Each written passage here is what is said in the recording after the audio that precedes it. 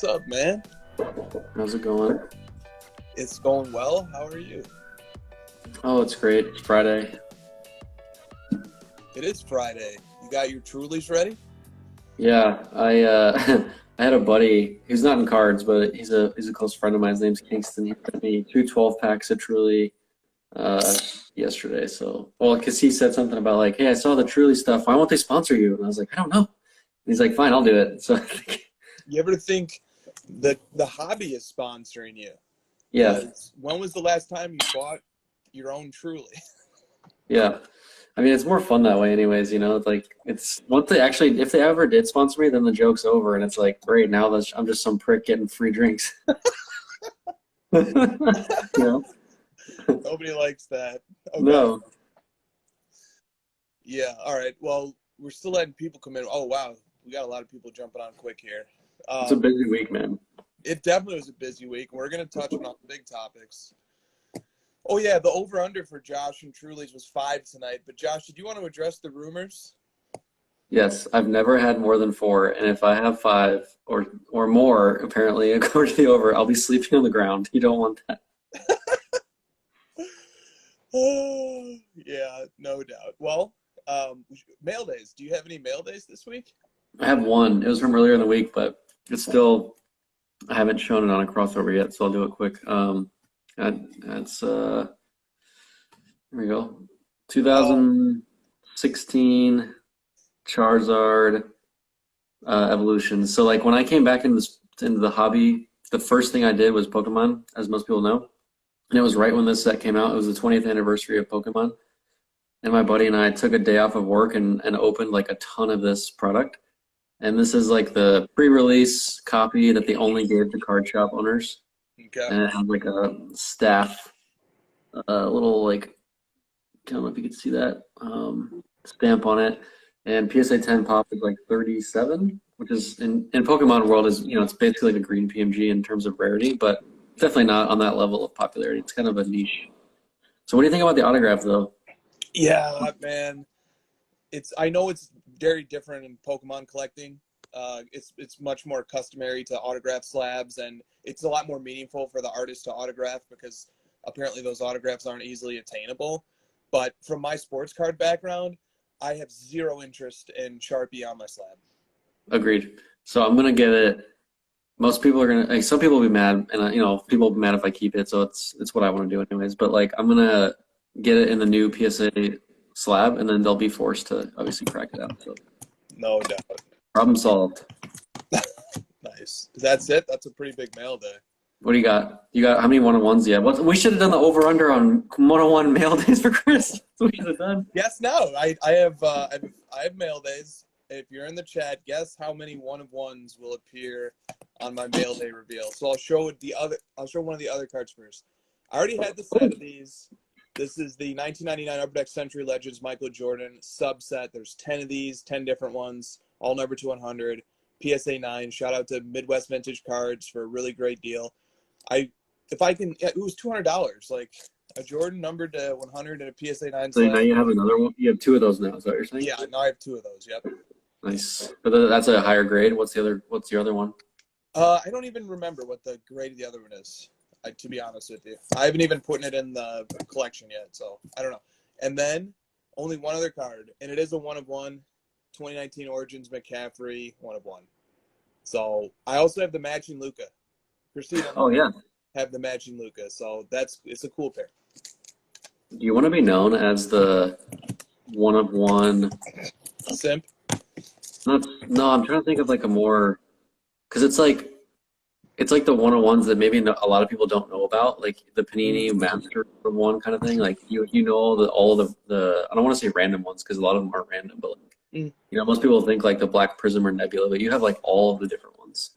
Yeah, it's a great way to enjoy Panini's 30 plus different brands, and still have some rarity and a card that hopefully still has some value. So it's fun. I like one-on-ones. I think they're really cool. So. Yeah, random one-of-one guy is my personal hobby brand. But you do have some like regular big-time one-of-ones as well. You're not only doing the random ones. I like them all. I don't discriminate. I'm all one-of-ones are welcome here. So you're a serial number simp, a low serial number Yes, simp. serial number simp, often accused of being a prism simp as well, but definitely a one-of-one simp for sure. All right, excellent. Let's go. Okay, so let's talk a few announcements. First announcement that I'll call out is go look at the most recent post on the PSA card Instagram account, everybody. After this stream, don't leave the room, please. Check it out. Or maybe Josh is even going to be able to show it for us. We did our first Instagram collaboration content with PSA that was published this afternoon. It's actually a 10-minute video going through PSA's submitted and received data for the month of December. So it's based on all the cards that were submitted to and received by PSA in the month of December. Some really cool findings, and we lined up card ladder data with it. So shout out to PSA. Awesome to be collaborating on content for the hobby with them. And shout out to Nick. Big shout out to Nick and also Ryan at PSA and Steve, that powerhouse trio there, cooking up this content and bringing it to the hobby. So really fun stuff.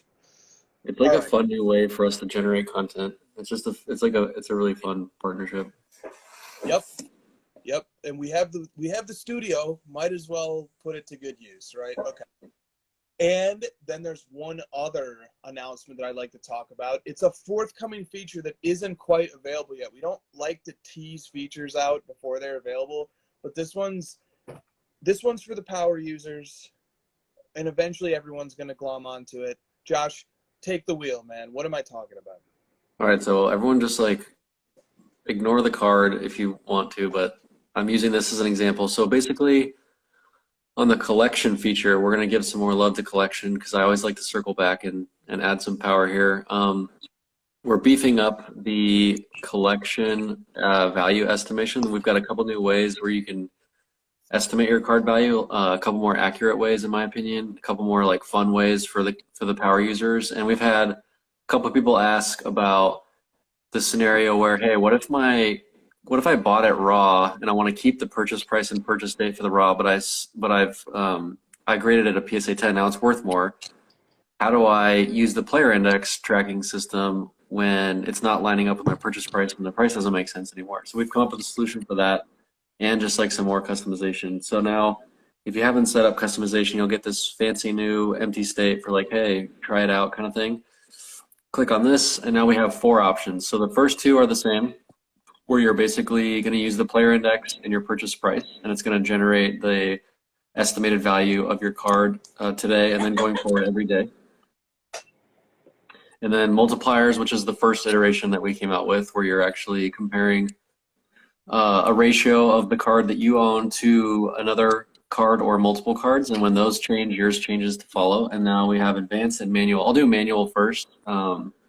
You could do manual before, but it was kind of hidden. Now we just made it in a big box, so it's easier to get to. So you can just literally just come in, punch in the value, and you're done. You won't get any updated tracking for that, but the main attraction is advanced. So if I click advanced, there's quite a bit of explanation here because it is sort of complicated, so I'll kind of walk through it. But basically, it's kind of like the price check feature, where you're actually choosing whatever index you want. It doesn't even have to be the player on the card. And then you're going to choose a value and a date from the past, and it can be any date, any value. You have total customization over it. So if you want to, are we having connection issues? No, you're fine. No. So if you, it's my freaking, he's talking about my screen resolution probably, so shut up. It's the light. And I also threw in the sales history search to help you find stuff to use for your value and date. So one example I had ready to go is the Steve Nash green PMG just sold. Yep. So I really wanted to use that as a comp for Penny Hardaway because I think they're kind of similar. It's the best I could come up with. And it's in the sales history. It just sold on Golden recently. It's a recent comp, sold for 120 grand. Click on this guy. So now I have a value and a date pinned to Penny Hardaway's index of a Steve Nash green PMG comp. So I just think that's just incredibly powerful. So now we get an estimated value for Penny that's very similar to Nash, but now it's going to follow Penny Hardaway's index. And let's say you thought, hey, I think Penny is a little bit less than Steve Nash, and I want to make this 110. Totally you can do whatever you want. You can change this to any number you want. It's nice to have the sales history as like, hey, here's the baseline, shoot, as the baseline, and then, why did I just lose it? And then I can change it to what I think, the relative value of what penny is to Nash. Maybe I think it's higher, maybe I think it's lower.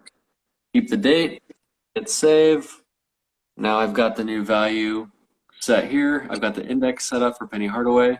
Tomorrow I'll start seeing graphs of all the different days, and it'll start updating following Penny Hardaway's player index. You can even change it to another player.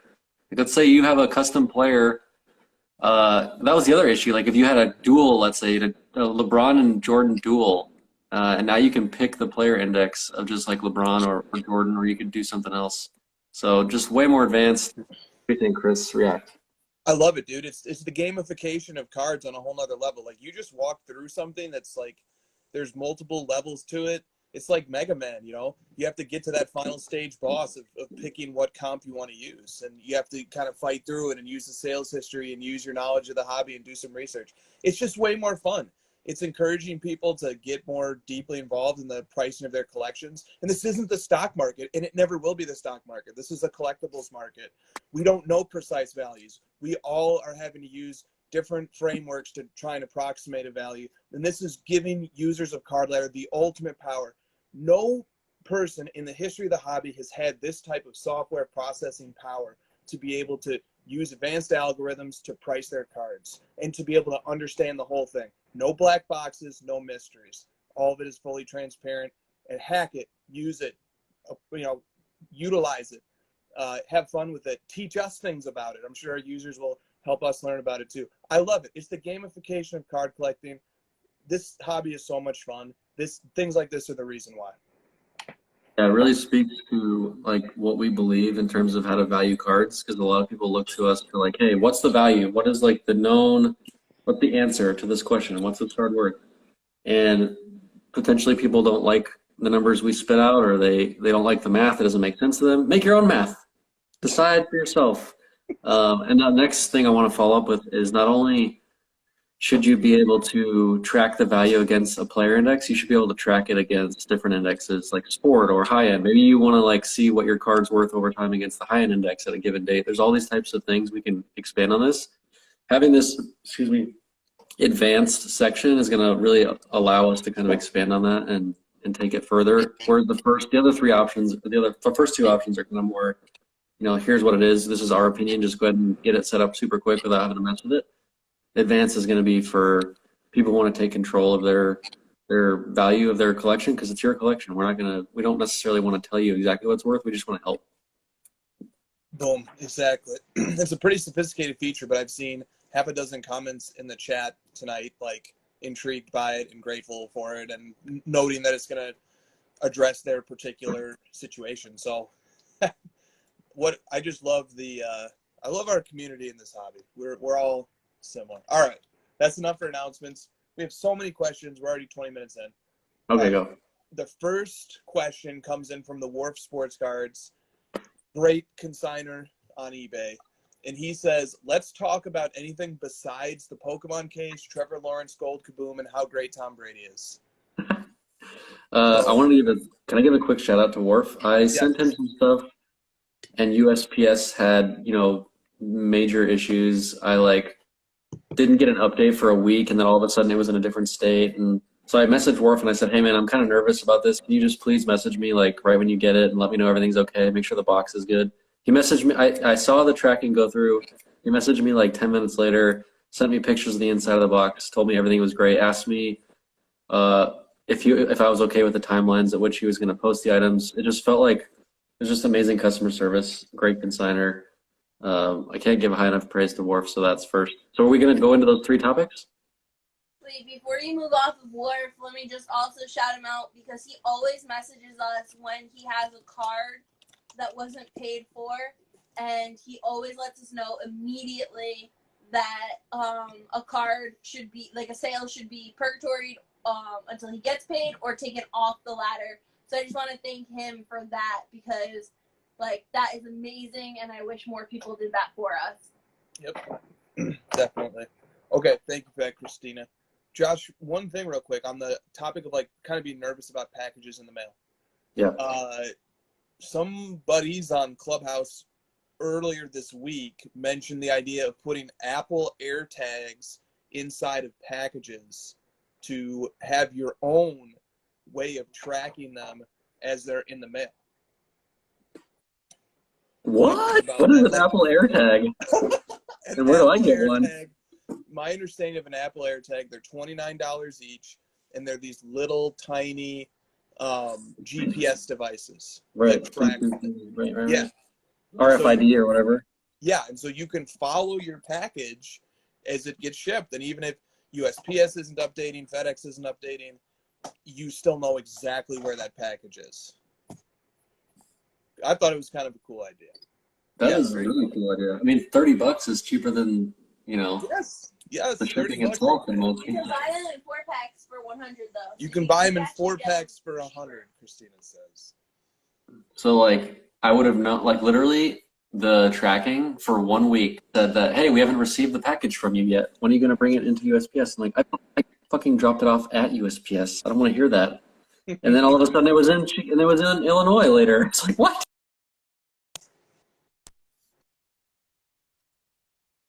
That's exactly the situation that they have in mind. Okay.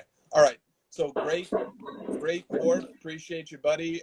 No offense, but we are actually going to cover those topics. So we are going to be covering, well, maybe not the Tom Brady one. All right. So the first thing up on the docket is the Logan Paul case, and there's like a dozen questions, and they're on different segments of this topic. So, okay, all right. So, what do you want to just like kind of recap what happened? Of course I do. Okay. I would love to. You want me to go all the way back, or I'll make it short? Because maybe there's somebody listening to this. I don't know how, but maybe there's somebody listening to this who just has no idea what we're talking about. Well, the guy that sent me the Trulies had no idea, and he asked that we run through it. And I think this is kind of a bribe to do so. So now I have to. Yeah. So most people know about it from Logan Paul getting his hands on it and spending $3.5 million. But it started with a purchase from, I believe, the Pwcc was the one that found it, and then he roped in Card Kahuna, and they purchased it from a iffy location and seller from eBay, where a bunch of people in the Pokemon community were talking about it and said there's no way, too good to be true, too many red flags. It's potentially from a known scammer in the Canada area. They bought it, I believe, for about $100,000, and then they sold it to Shine for $2.7 million. And then they pulled in Mealy Pops at one point because he had a connection to Shine to sell it to him. So Shine got a cut. I believe Pwcc got a cut, and then Card Kahuna got the primary cut because I think he was the main investor up front. Sold it to him for $2.7 million after they got it wrapped by BBCE. So that was kind of the main drama, was that they brought it to BBCE, who's known for wrapping wax. If you're not familiar with the baseball card exchange, they're known for wrapping and authenticating wax, primarily vintage baseball and basketball. And they brought it to them as the first authentication of a case or box of Pokemon that they had ever done. Which is crazy. Like that's for the first known Pokemon product for them, sealed product for them to authenticate, for it to be the only known unopened Pokemon first edition case is very strange, unusual. Yeah, the issue was that in the video you could tell that the two guys were hyping it up quite a bit, trying to get BBCE to do it so they can continue the deal, knowing that it would make Shine more comfortable. Because he comes from sports, he's more comfortable with BBCE than Pokemon World is. So they get it wrapped. It's kind of a black box. We don't really know how it gets authenticated. Steve Hart authenticates it, wraps it his team. Then they sell it to Shine, the deal's done, and then it resurfaces that Shine is selling it to Logan Paul, very well-known YouTuber, for $3.5 million. And that's when it gets way more publicity, way more eyeballs. There's a YouTuber by the name of Rattle Pokemon, who produced amazing content around research on the item and found tons of red flags, tons of proof and evidence that the case was actually not legit. He broke it down several times, many angles, lots of proof, And it was almost like a given at that point that it was fake, and the community was getting behind it. The videos were very popular, and he did a great job. He was also like, I thought the videos were very good because he stuck to the facts and he didn't get too much into the drama and focused on what was in front of him. Then, things got ugly with Oh, let me jump in cartoons. let me just pop in for 1 second to say, to me, like Josh, you said, like there's a lot of evidence and red flags, and to me, the most damning evidence was that the barcode that was on the box itself, if you actually scanned it, did not line up with the first edition Pokemon case. It lined up with the regular base set case. So like digging, when some of the research that was done was like actually looking at what the barcode actually translates to, what it stood for, and the barcode did not properly line up with the first edition sealed case. To me, of all the damning evidence, that one was like a huge red flag. Like that's a production manufacturing level issue that it would be very surprising if that was allowed to pass muster, because that goes all the way back to the origin point of distributing that case, and that's just something that I really don't think would have gotten messed up, but was wrong. And then the tape was wrong. There was lots of it, like you said, there was lots of red flags here. The tape had like a period when it shouldn't have, and you could tell it was purchased from Amazon recently. Like the tape was different, and then like the stories coming from Card Kahuna kept changing, and so like it was just so many red flags where it was almost like, what's going to be inside this box? So then Logan Paul got everybody together. They opened it. He made a video, very well done video. Obviously, he's got a huge production crew over there making videos, so it's very well done. Very entertaining. I thought it was just entertaining, honestly. It was incredibly entertaining. They open the box, and it's full of G.I. Joe cards. So that's kind of the meme that's come out of it, is that there was not Pokemon cards inside. There were G.I. Joe, so G.I. Joe to the moon, obviously.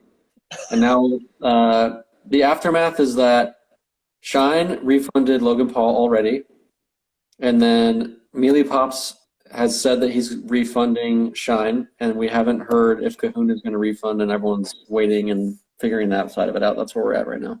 Did I miss anything? No, that's pretty good, I think. By the way, I can't see the chat, so sorry, I'm not able G.I. to. Joe! Yeah, I wish I could see the chat so bad today. Oh, Christina gave me her chat. All right. G.I. Joe undervalued. There we go. G.I. Joe to the moon. Okay, all right. So first of all, we had 6 questions / comments on G.I. Joe. So let me just go through those. First of all, Hawks and Habs PC just says very fairly, can we please talk about Logan Paul's case and the rise of G.I. Joe cards?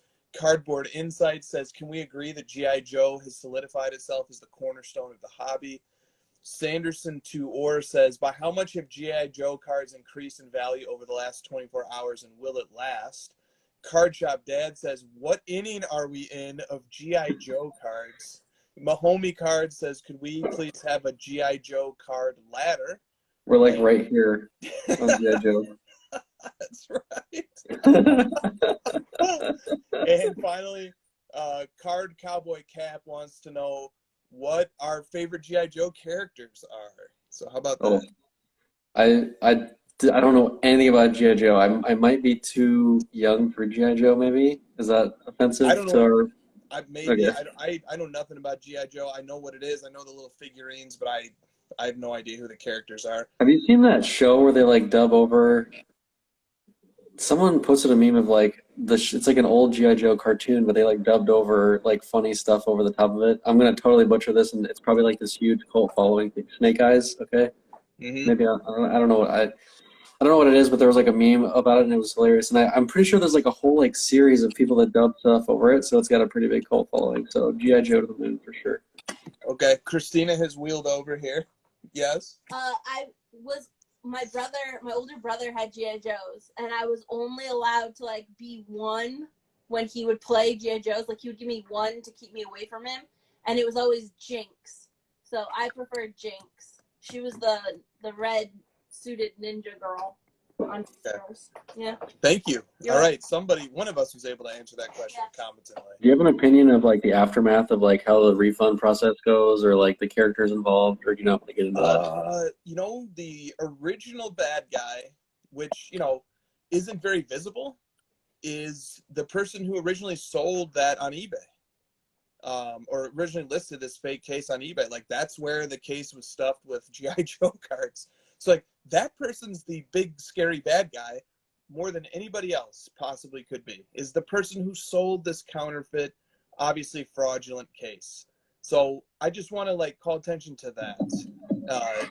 That person ultimately needs to be the final step in the rerun, or in the refund chain of events. That person needs to refund the people who bought the case from him. What is this? Oh, It's called PSA. It's called Public Service Announcement G.I. Joe. Just Google it. There's like a whole thing. Yeah, but dude, like, you're right, the scammer is at fault here, but the two guys who bought it from him, like, hyped it up so much, and they turned it from 100K to 2.7 million. That's a huge bump. So that refund part of the process is going to be real, potentially sticky and awkward. You know, the 100K obviously is much smaller of a number. It's still a substantial number. We still need to figure that part out. And hopefully those two guys get refunded the 100K and it's just all made whole. But I don't know. I wasn't a fan of, like, the way those two guys handled it. It was a lot of hype and a lot of, like, cutting corners, it felt like. yes, it was. But, you know, we all got duped, right? So. Dude, all right, well, look, we have questions coming up about BBCE, so let me just transition in those questions. Green Ice Sports 24 says, will the G.I. Joe incident have an impact on the soaring prices of sealed cases, which is a very serious and important topic here. Speaks to the fallout, potentially from BBCE's reputation taking a hit. Card Collector 1427 says, would you ever buy a sealed vintage case again after what happened this week? Collectibles Cards Clutter says, BBCE is pausing wrapping Pokemon and Yu-Gi-Oh cases, but what about authenticating Pokemon and Yu-Gi-Oh packs for PSA to grade? That's an issue as well. So here, let's talk about the BBCE part of this whole equation. There's an email floating around purportedly from Steve Hart, in which he says that they don't feel comfortable basically authenticating Pokemon products because it's just not their expertise. Yep. And yet they went forward authenticating this particular sealed case, which we call it a sealed case, and that sounds official. It's a freaking brown cardboard box with tape on it. That's all it is. Yeah, I know. I don't know how you can authenticate that thing. So like, we're like looking at, like, how the stickers aged into the cardboard and stuff. And it's like, first of all, call back to last week's rant. This is sealed wax. It's supposed to be opened. It's not supposed to be an asset class. I know lots of people invest in sealed wax. I get it. But this is one of the potential downfalls to investing in sealed wax, something that's not designed to be collected and put aside, but is supposed to be open instead. You're authenticating big, clunky cardboard boxes. So BBCE went ahead with this authentication. I have a hunch, or my intuition is telling me that BBCE received consultation from at least one or maybe more Pokemon experts who may have even been in that room that Logan Paul filmed his video from. So I'm looking at this and saying, BBCE, something gave them the confidence to authenticate this. Somebody or several experts consulted with them and made them feel confident. And all I'll say is watch Steve Hart when in that video when he says, I guess we all got duped, right? But who is he looking right at? Okay? He's looking right at somebody. And that was a pretty big tell to me of who he was looking at in terms of who he was depending on to help him authenticate that particular case. So, but this is why, to shill for Card Ladder's sister company, PSA, for just a second, this is why guarantees in the grading space that are backed by buyback policies at fair market pricing is such an important ingredient to the prosperity and success of an authenticator and a grading company. You have to be willing to stand by your work. What business do you have authenticating a multi-million-dollar case if you're not willing to say, we'll buy it back if it's wrong? What, to me, if an authenticator is unwilling to buy back the product that they're authenticating, that's a lower end service, and it shouldn't be applied to elite super high-end items. Buyback policies, are, to me, the minimum threshold. Grading companies should be standing behind their authentication and their work. PSA does that. I love the fact that PSA does that. That's my favorite aspect of PSA. And it's such a market differentiator for them.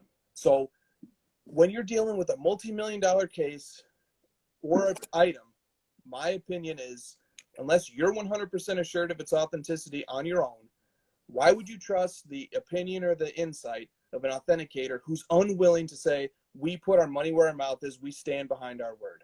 So that's the big takeaway for me here, is that authenticators should be willing to put their money where their mouth is. But one of the consequences of this is that grading starts costing more and authentication starts costing more, because the grading companies that do this have to self-insure. So they have to build pools and reservoirs of resources so that when they are wrong once in a while, because newsflash, these are human beings.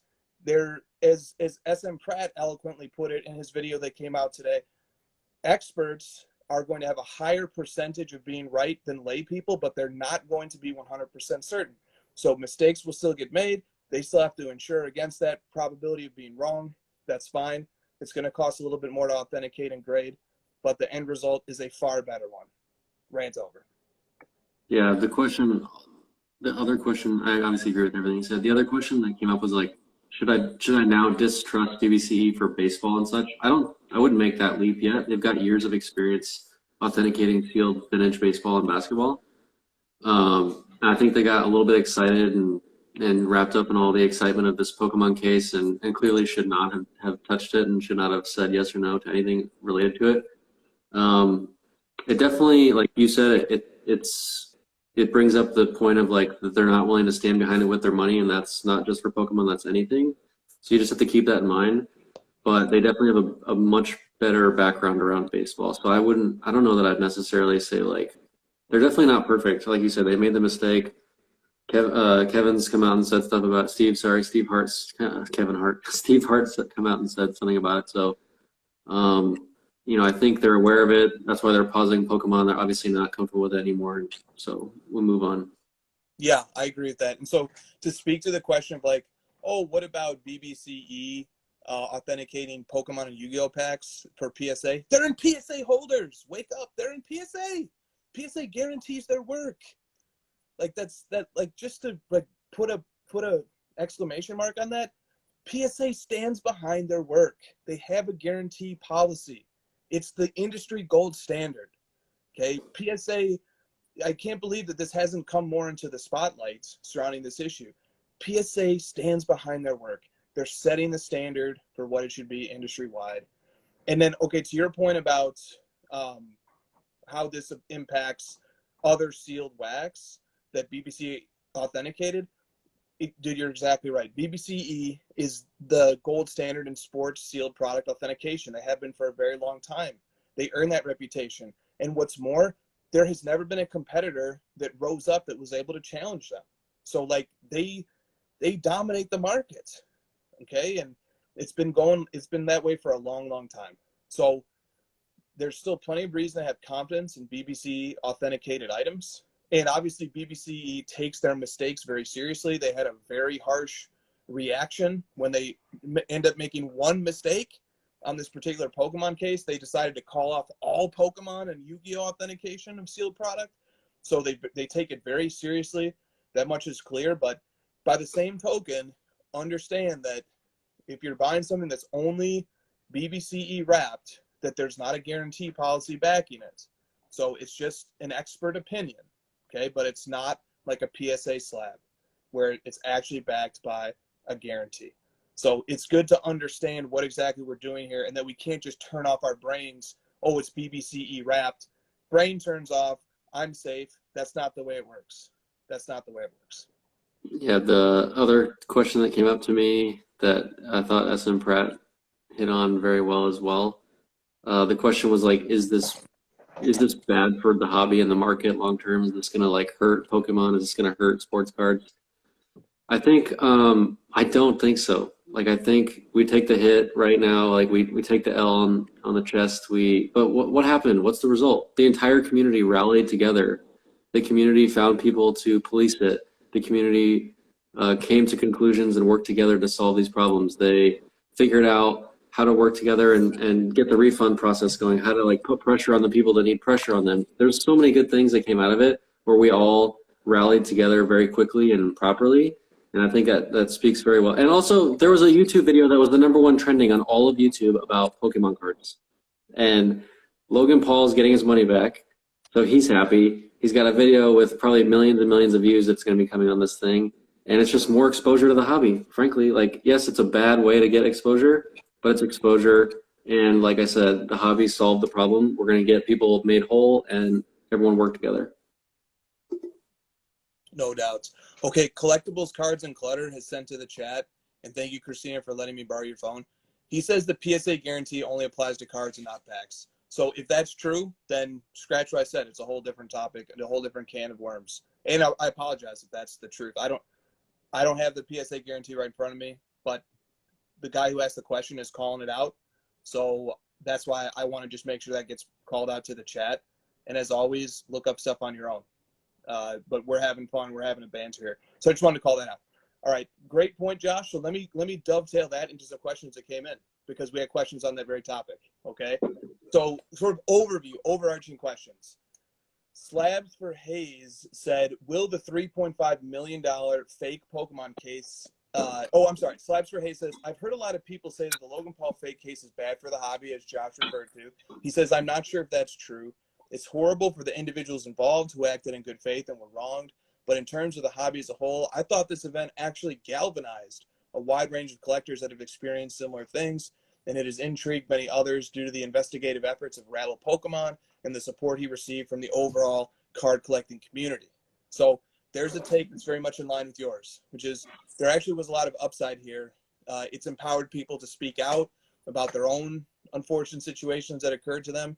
We've seen several Instagram posts to that effect of people kind of calling stuff out that they've maybe felt a little too intimidated to call out, which is always a good thing, you know, for people to be able to do that. And then just, you know, the other thing is like Rattle focused on telling the truth, on looking at the facts objectively, and on making content surrounding that. And then at the end of the day, he was proven right.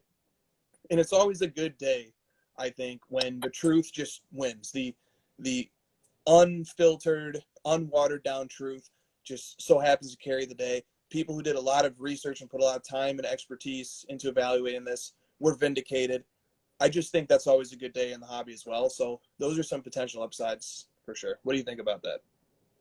Totally agree. And the other thing is like the bad stuff is going to keep happening no matter what. The more money that's involved, we're going to keep having bad stuff.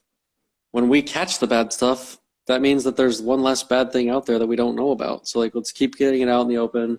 If you have news, if you know about things, I mean, Rattle, I think, laid down the perfect blueprint of like the platform in which you can, on the modern web 2.0, as terrible as it is, we still have the ability to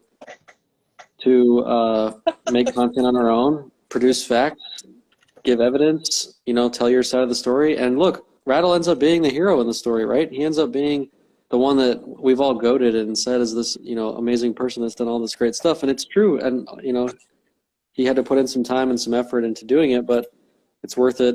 We've caught the bad guys. You know, we haven't caught the scammers yet, but, you know, we're moving forward. Yeah, great. Okay, there was a few other questions sort of to this effect. Mike Pinkerton simply asked, and we've already answered, will the $3.5 million fake Pokemon case help or hurt the hobby? And there's a number of sides to that, obviously.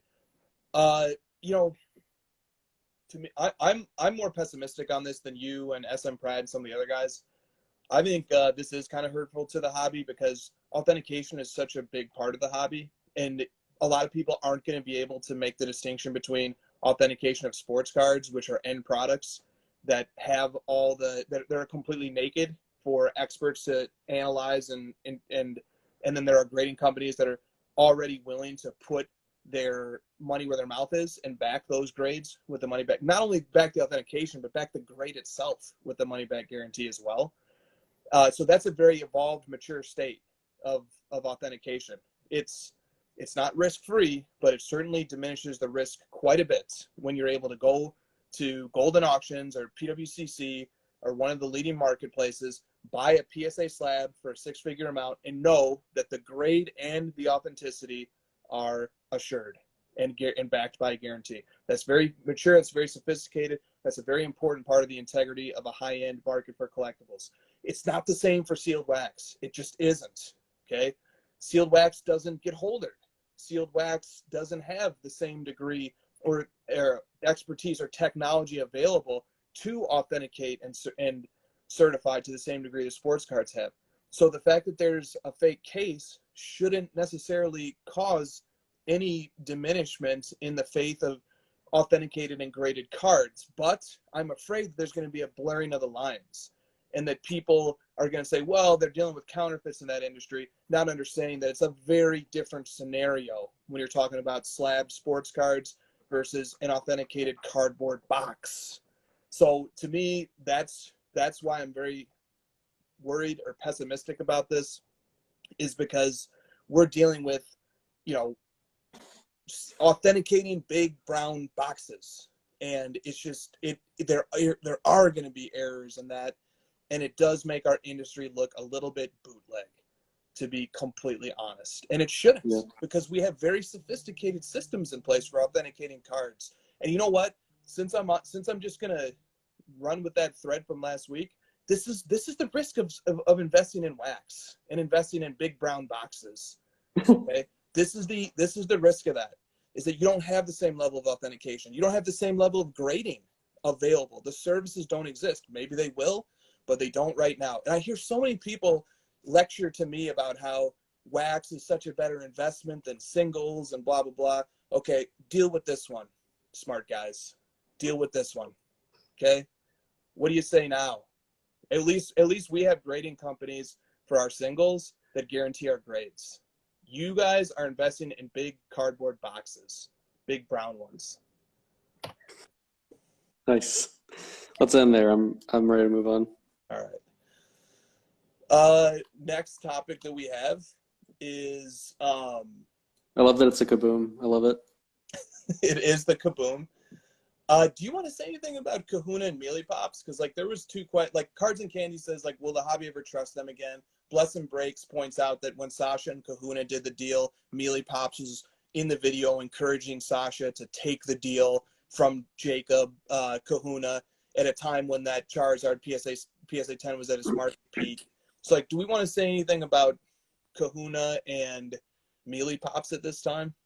Yeah, I don't really need to dance on graves right now. Yeah, I think that's fair. And I think there's still facts to come out yet. There's been posts that have been made and then deleted about people who are involved with this, and there's probably things behind the scenes that we don't know about right now. And it's very in vogue to rush to judgments and to want to kill everybody. But I'll prefer to wait until all the possibly relevant facts are out there before making a decision. And I also think most people are intelligent enough to understand the risk factor involved with getting involved in people who, whether by their own doings or not, happen to get entangled in some pretty sketchy situations. Plus, right. We don't know if they've paid back yet, if they're going to pay back, if they do pay back and everything moves on.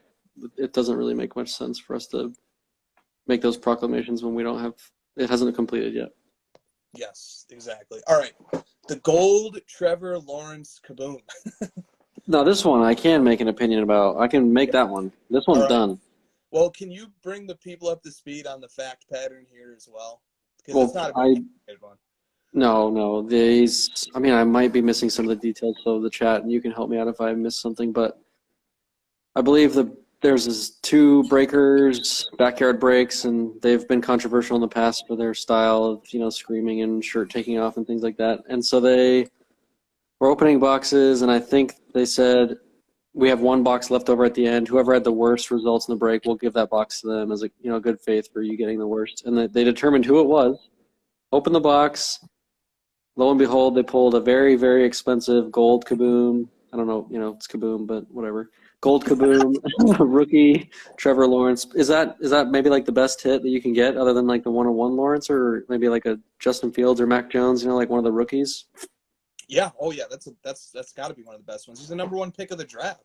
Yeah, and they immediately were like, "Whoa, okay, well, no, this changes things. We're gonna, you know, we're not going to send it out. Instead, we're going to donate. And then they came out and said, like, we're going to donate $20,000 to Boys and Girls Club instead, which I don't know if you're paying attention. Instead of giving the card away, now they can donate money and get that as a tax write-off. So it's a nice little bait and switch move by them right there to get some people on their side, but also like try to slip it past us that they're actually benefiting from that.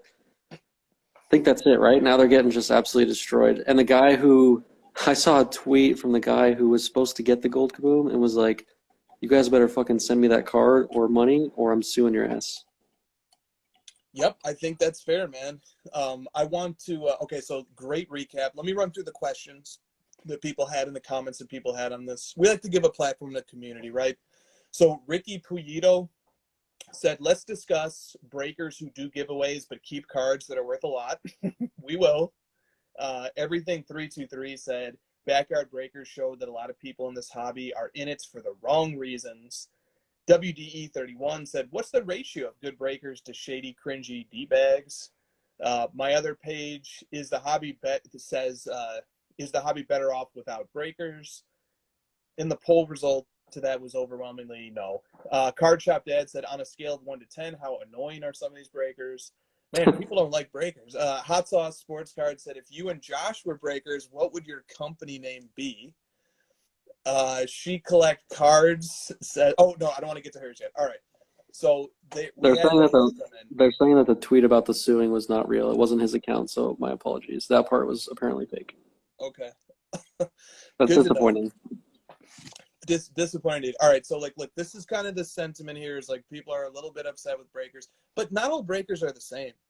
And breakers perform a very important service to this hobby. Breakers are the reason why people can invest in wax, because they invest in the wax that they then sell to the breaker, because the breaker is going to do with the wax what was supposed to happen with the wax, which is they're going to open it for collectors to get their cards.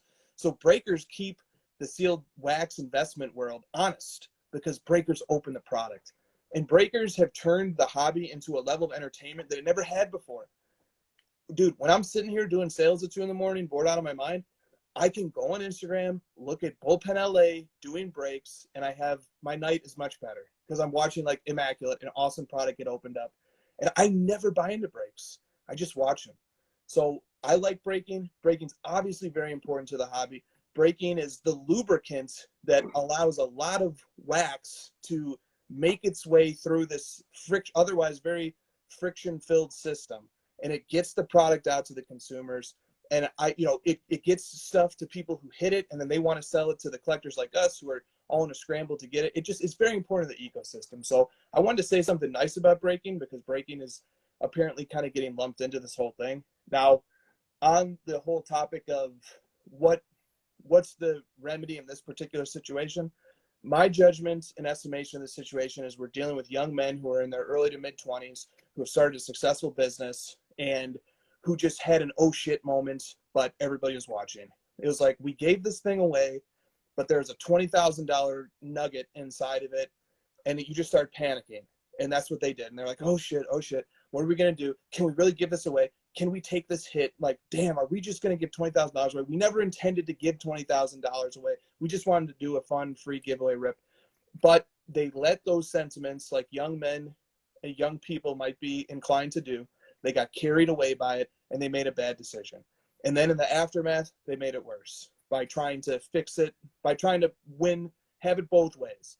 And that never works. And unfortunately, what they ended up doing in the short term is selling out their integrity so that they could get to keep this card. And I think they're going to find in the long run that trade-off does not work out. Their integrity is going to be worth way more than this $20,000 Trevor Lawrence card.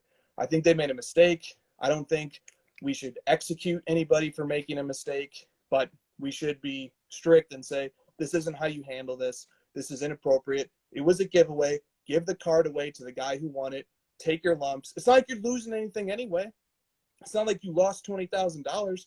The card was in a box that you gave away. You gave away a $500 box, or whatever the cost of the box is. That's all you gave away. Take your little loss, and it's not even a loss. It's a great giveaway. You did it for marketing. Give the card away. Give the card to the guy who won the goddamn card. And correct me if I'm wrong, but like breakers don't own any of the cards. So if they had pulled that in the first box, the result would have been the same for them financially as if they pulled it in the last box, right? Like they panicked in the mode of like it would have been much better if we opened this for someone who paid into the break and we had the reaction and it was all set up and filmed and everything. Instead, we were just giving it away and it got ruined, like the moment and the card itself. But there's no financial loss by still giving it away based on what it would have been, which is in a break. It's no secret that I'm like not a huge fan of breaking, but I'm very aware of like the importance of it to the hobby, like you stated. And my take is that I'll expand on the not all breakers are the same. A breaker is a business, and they have reviews, they have customer service, they're people.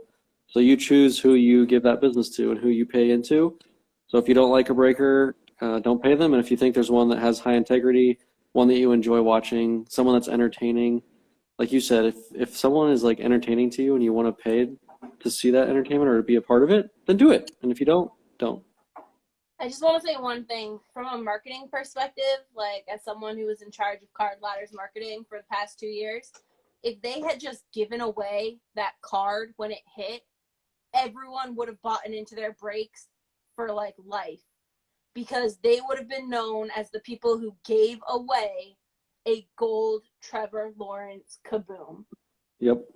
Is that a rant? Does that count as a rant? I think that counts as a Then rant. Christina's Yeah. at 3 rants. So, and the over-under was 3. So, dude, And well done. the financial loss was it was the same.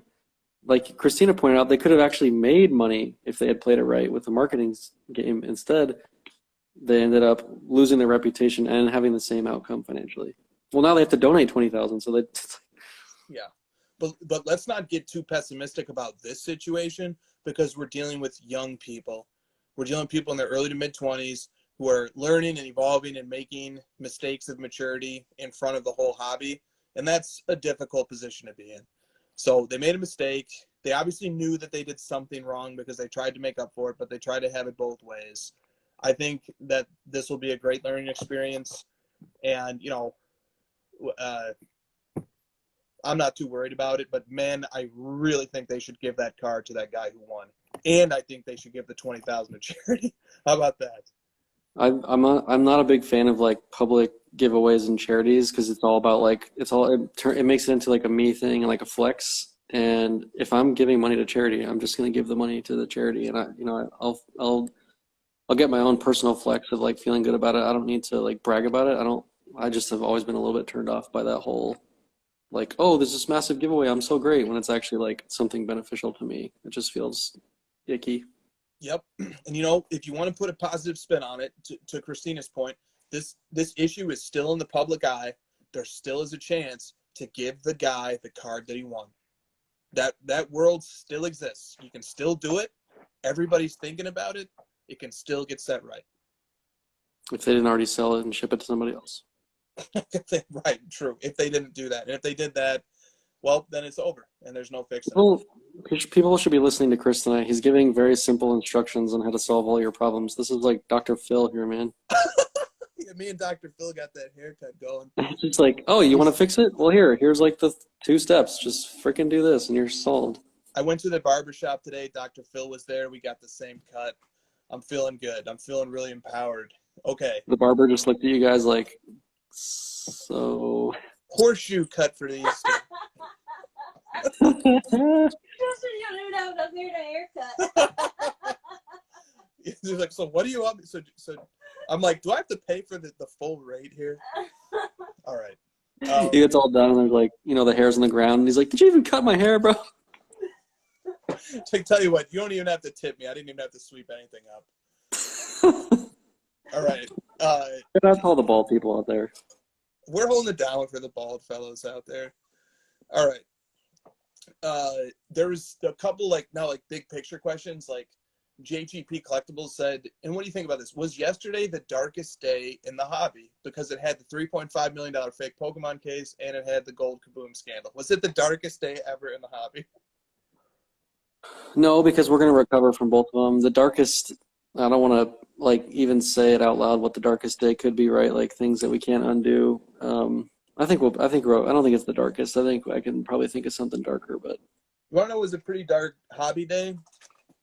the day when a couple days into COVID and after the NBA had shut down and like the whole future of the world seemed a little bit weird and all the markets were crashing and like people were cashing out of their prison base and all their cards.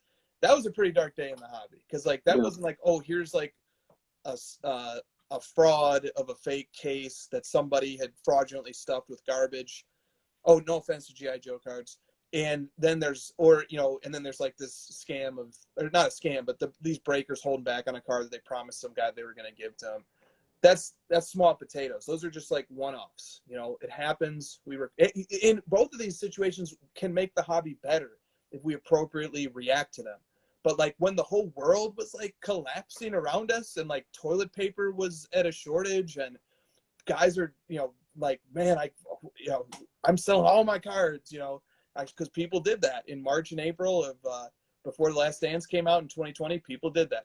Those were dark hobby days. And by the way, the hobby during those days that I'm calling dark, like exploded like a rocket ship very shortly thereafter. So I saw one of my favorite things that I read, and then we'll move on, is if there were GI Joe packs in that box, is there a GI Joe box out there somewhere with first edition Pokemon packs?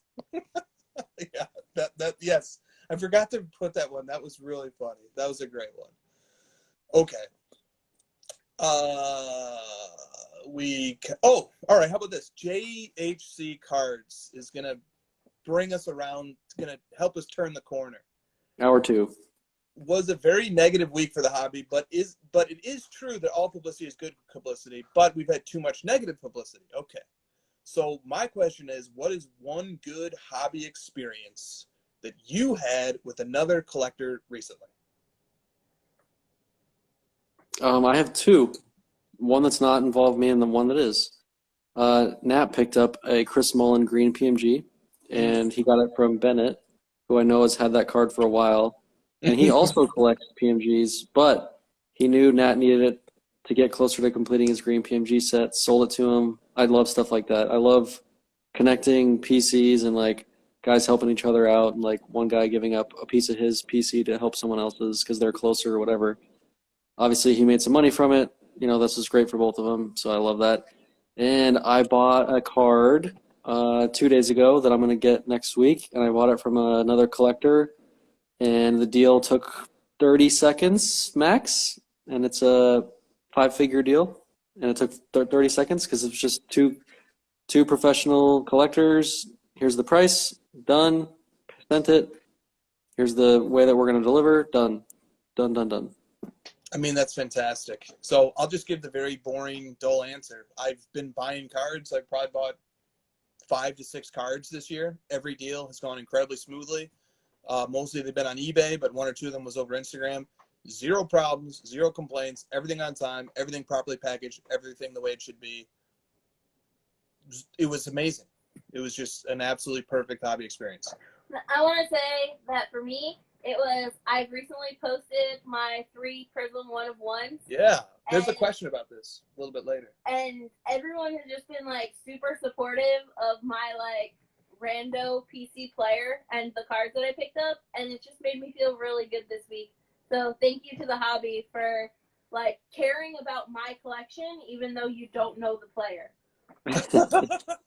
Picking up a 1-of-1 black of a quote-unquote rando player is no small feat. Like that is like almost more difficult than getting the more expensive player, because it's just like harder to find it. Guys like don't take him as serious, so it's just harder to track him down.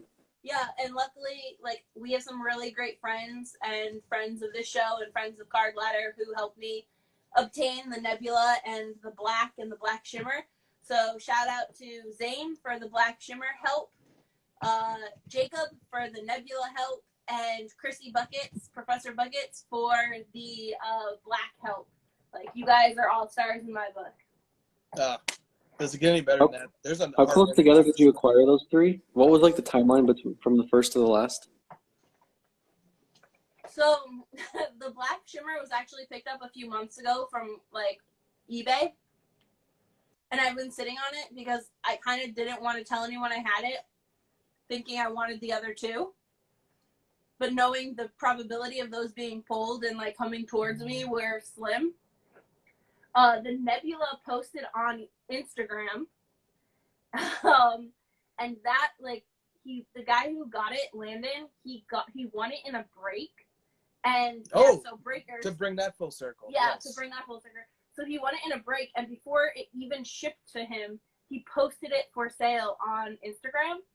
So like I had to wait after I bought it for him to receive it and then ship it out to me. So it was like a super long delay, and I was like super impatient, and he was like really kind. And then the same week, the black showed up on eBay, and I did that deal as well. And I actually got the black before I got the Nebula. So the answer is a couple months. Yeah. Excellent. All right. Thank you, Christina, for sharing. I like that story better than the quick answer. So that was a great story. But there's also a question coming up about Maxi Rainbow collecting a little bit later. So save. Okay. Don't give away the whole game here. All right. Don't forget Hannah's question though. Oh, I'm coming to it. Okay. Plus, I got one last one. This week is a win for collectors once again. People that are trying to grab the spotlight, people that are trying to make money, make a quick buck off of collectors, trying to get collectors, to buy into their $2.7 million whatever and swindle them. Collectors responded, got things fixed. We outed the people who were out for the money side, and the collectors end up the winners. Dude, and don't you love that it works out that way? We don't celebrate when it works out that way enough. We do get very excited when things go poorly, but hey, when there's good outcomes, we should put a spotlight on those too. All right. Card Collecting 82 says, what are the top 3 hobby scams of all time? And maybe this is for the people more seasoned than myself in the chat. Shout out to Carvin. Shout out to some of the legends we have in the chat who might be able to help us answer this question. Top 3 hobby scams of all time. Isn't the Mastro one top 3? That's got to be number 1, I think. We're talking federal federal prison. Yes. There's got to be one for like trimming, but I can't think of like a specific, I don't want to like pin that on one person, or it's hard to like pin it on one story. This is $3.5 million, man. This is a big fucking, I know that it like basically is going to get reversed. I don't want to say easily because Shine, is still potentially going to be fighting some battles here, but like that's not $3.5 million. That's not like, that's a lot of money. Yes, it is. Go ahead. Christina, number 5. What? Just say it. Like Wayne Gretzky, Honus Wagner. Yeah. Wayne Gretzky, Honus Wagner. Like to me. Oh like, man, that's not even a rant. All right. Isn't that Mastro though? Can I just bundle that into Mastro? What was that, Mastro? I thought he was like the one that trimmed it. I don't know. Oh, There you go. Yeah. Christina like hides. She like rolls over to me, then ducks under the table to like whisper something to me. I'm just like, you've gone this far. Just say it. Like, what are we doing here? Shout out George. What are we doing here? Okay. All right. Last question before we get to. Oh, another big topic. All right. She collects cards. Says, let's hear some good, kind, warm, anecdotal stories about some living legends in the hobby. What do you want to say? Tell a nice, warm story. People are like so worried that this is going to be a very negative show. What's a nice, warm anecdote of a nice, great person in the hobby? How about that? I just pulled 3. Yeah, so you're done. Okay. Oh, nice. Like just a shout out to an individual? Yeah. All right, I got one. How about to my partner in crime, Chris McGill, the steward of pricing and integrity and data in the entire sports card industry. You guys are all, any of you motherfuckers want to DM this guy and question Chris, like come at me, because this dude is watching all of these prices for all of you guys. He's doing this for the whole hobby, and it's a ton of work. It's a ton of responsibility. It's stressful as hell, because one slip up or one mistake, and we're going to hear about it. And we do make mistakes, and Chris owns up to them, fixes them, publishes what happened, tells you the results. Like I can't think of a better steward for our hobby for this. So cheers to that. Well, thank you, my friend. And I do own the mistakes, and we do make them every night. And Christina's actually going to work on most of the penning folder tonight. But if it was me, I'd make several mistakes, and it just happens. It's unavoidable. So, but yeah, owning our mistakes, putting our best foot forward. keeping integrity at the forefront. I just think none of that stuff's too hard, and we all do it on the card ladder team. Man, living legends in the hobby. The name that comes to mind to me, because I'll build off of the thread that you started, Josh, is Dr. James Beckett. The guy's making a podcast because he just loves the hobby, and I just think that guy started this pricing thing, and then at Card Ladder, we're doing a modern rendition of it. But he's so important to this hobby. He's the ultimate figurehead. Anytime anybody reaches out to him, he engages and replies. And I saw a picture of him from the Dallas Card Show today, pulled up in a folding chair, looking at a 5-roll, leafing through penny cards. I'd be happy to be 1/100th of that guy. Yeah, and he's one of the most humble people I've ever met too. You wouldn't know that he's built an empire if you talk to him, just because of how humble he is about it. And he has a very meeting him in person was awesome, because he just has such a calming aura about him. He's just a very real person, and he's an amazing guy. Yep, he's a legend. And all right, let's move on. NFL wildcard weekend. All right, so we're off the controversy. So the drama, well, there's actually a little bit more drama coming too, but not big drama. All right, NFL wildcard weekend. South Park Cards 2 wants to know, what are your bold predictions for NFL wildcard weekend? So I kind of figured we could do something fun and just run through all 6 games and make some bold predictions. All right, the first game is Saturday at 3:30 p.m. Central. It's the Raiders at the Bengals. The Bengals are 4.5-point home favorites. Just a money line pick. Who do you think is going to win this game? Oh, I love the Bengals right now. I think the Raiders snuck in. I don't think they have the talent to match up, and Burrow, I think, had the week off, so he's well rested, and Jamar Chase is going to light him up. Nice. I will take the Bengals as well, but you have 2 first-time playoff appearances by both quarterbacks. There's actually 6 quarterbacks in the playoffs who are appearing for the first time, and That's fun. They usually don't do well, but maybe the 2 will offset here. I like the Bengals too. But, dude, also the Raiders, put up a really good fight when they knocked off the Chargers last week, so I'm not counting them out. Yeah, definitely not counting the Raiders out. All right, Patriots at Bills. Bills are 4.5-point home favorites. This is a Saturday night game. Well, the Bills are my Super Bowl pick, so I got to pick them here, Bills. Yep, I'll take the Bills as well.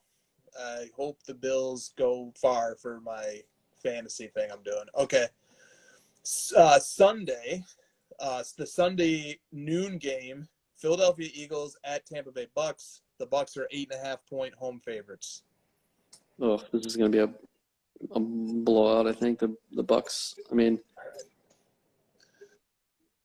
it would be really it'd be really fancy and, interesting of me to pick the Eagles, but no. Yeah, I'd love to get fancy here too, but I'm not that fancy. All right, Bucks. All right, the Sunday afternoon game, 3:30 Central Time. 49ers at Cowboys. Cowboys are 3-point home favorites. Here we go. I'll get fancy. Niners in this one. The Cowboys have all the pressures on the Cowboys. Niners are just playing with house money right now. They've got all these injuries. They snuck into the playoffs last minute. They shouldn't have even won that game against the Rams, but it's just that team has so much, fight in them that it's not a good combo right now with the Cowboys sort of nervous, the favorites, but they're nervous. Niners have nothing to lose. That's a dangerous combo in the playoffs. Yeah, you're right. But to keep it interesting, I'll take the Cowboys. Cowboys, when they play well, can put up 50-plus points. When they play poorly, they can score nothing against the Denver Broncos. We've seen both spectrums with the Cowboys. Let's do it. I'm taking the Cowboys, and I'm taking them winning big, 21 points or something like that. All right. Cowboys are definitely nervous. Yeah. All the fans, Jerry Jones, at home, they're nervous, guaranteed. I don't envy the Cowboys, and I actually think the 49ers are a really good team. And Jimmy Garoppolo's already been to a Super Bowl. So there's lots to like there. Okay, Sunday night is the Pittsburgh Steelers at the Kansas City Chiefs. The Chiefs are 12.5-point home favorites. And by the way, the Chiefs beat them by 28 a month ago. Yeah, no, this is a blowout. Yeah, that's about right. I don't know how you can pick against the Chiefs here. All right. Now we have one more close one. Oh, and we'll take the opposite sides on this one for sure. All right, Monday night, Arizona Cardinals. Opposite sides, you fuck. Arizona Cardinals at the Los Angeles Rams. Rams are 3.5-point home favorites. You must have the Cardinals. Of course, dude. Freaking Matt Stafford in the playoffs. What is he, 0-3? He's about to be 0-4. There's no way. Kyler Murray, he was born for this. Here we go. Time to start the real season. Dude, on Clubhouse, the topic was brought up by Joe Poirot. He said, who is the quarterback hobby-wise who stands the most to gain if they were to win the Super Bowl? My answer, Kyler Murray. If Kyler pulls off a Super Bowl victory, he will do it in highlight reel fashion. There will be so many magical plays from him throughout that run. And plus, he's just so overlooked relative to these other quarterbacks. If Kyler wins a Super Bowl, he instantly becomes a top 2 or top 3 young prospect quarterback behind Mahomes. So Kyler stands the most to gain if the Cardinals can do it. But I'm picking the Rams to knock them off in the first round. So that's my pick. And now, so we only disagreed on 2. You took the Niners and you took the Cardinals. So you took the home favorites in every game. Wow. I took chalk. What's your favorite color chalk? You made it easy for me. You could have made it more tricky. Chalk comes in different colors, you know. Yes. Well, he just wants chalk. It doesn't matter what color, I guess. Yeah, Zane asked for some bold predictions. Okay, you know what? Fine. You pushed me. You want me to do something bold? Go Steelers. I'll do something bold. You ready for this? Are you ready for this? I will hit you. I'm taking the Steelers. Dude, watch the hobby just like melt in panic mode of Mahomes if the Steelers win that game. Who stands the most to lose then, smart guy? Yeah. Well, right. I mean, who stands the most to lose? You have to say Mahomes, I guess, right? Maybe Aaron Rodgers too, because like people are really bullish on Aaron Rodgers right now. And man, it would just I would love for Aaron Rodgers. I would love Rodgers, Allen, Mahomes, Brady. It's just fun to see some of those. I would love to see any of those guys win, but Aaron Rodgers, especially if he loses like in the NFC Championship game again, that would be 3 straight years of losing the NFC Championship game. That's going to be tough to be a top 3 QB all time. Which is poor Aaron Rodgers. He's number 5 instead of number 3 or whatever. But he'll have to cut his hair to get over it. Oh, and obviously, like, dude, the only reason why I'm not saying Joe Burrow is because Burrow just now is pulling even with Herbert prices, and Herbert hasn't even played a playoff game, and he has a losing record as a starter. So how much can Burrow fall if he just ends up sitting at home next to Herbert? How much can maybe Josh Allen stands to lose quite a bit of standing in the hobby if he gets knocked off in the first round? What do you think? What quarterback do you think has the most to lose? Dak Prescott and them Cowboys. Oh, okay. Okay. He'll be down in the doldrums with like Joe Flacco if they lose this game. Dude, I'm telling you, man, the Cowboys are. Yeah. With me tonight, clearly a Cowboys fan. Well, we'll see tomorrow. Was that game Sunday? That game's Sunday, right? Or is that tomorrow? Yeah. No, I think that game's Sunday. Well, we gotta wait. I'm excited for playoff football. I love it. Oh, hasn't this been an amazing regular season too? I like the extra week. I don't know why people complain. It's an extra week of football. Yeah, I know. I think people are emotionally taxed. That's the issue. Yeah.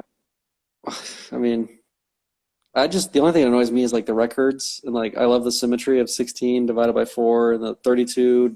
Like the symmetry is just so beautiful, and they kind of screwed that up. And like the Cardinals got 8 home games and 9 road games, which worked out because we suck at home. But like, you know what I mean? Yeah, I know. But next year it'll flip, which is annoying. But next year you'll get more home games. But okay. Oh, perfect time for this topic. The next topic is John Morant versus Luka. John Morant versus Luka. I say perfect time because the Mavericks are 1 minute away from beating the Grizzlies 110-83. Oh shit! Look at that's good timing by Christina right there. She gave a little mean mug about that. I know. Did Luca play good? Let's see if Luka played well. He was okay in the first half, to be honest. I mean, if you're winning by 30, your best player is probably playing pretty good. I own 0 Kyler Murray cards. Yeah, none of us own any Kyler Murray cards. Smart guys. Bunch of smart guys tonight. Okay, Bunch of Luka big brains. Okay, by the way, like, Chad, please indulge us. I've had a couple people yell at me for being mean to them when they sent in questions, and I just want to apologize for that. What did you do? I don't think do I ever say anything that crazy? I just want to okay. Luka had 27, 12, and 10 on 12 of 22 shooting. That's not bad. Ho hum, ho hum. 0 of 6 from 3, which is not so good. I don't think he's made a 3 in like 5 games. And he had a bunch of turnovers. He had like 6 turnovers when I stopped watching. So, well, they won, so. They won. Okay, so Jack's Cards 8888 says, "Are you believing the Ja Morant hype? What are your thoughts on him passing Luka in All-Star votes?" Do you have any thoughts on that? Not happy about it. Is he going to pass him in All-Star votes? Are they close? He did. He now for guards in the Western Conference, first place is Steph Curry, second place is Ja Morant, and third place is Luka.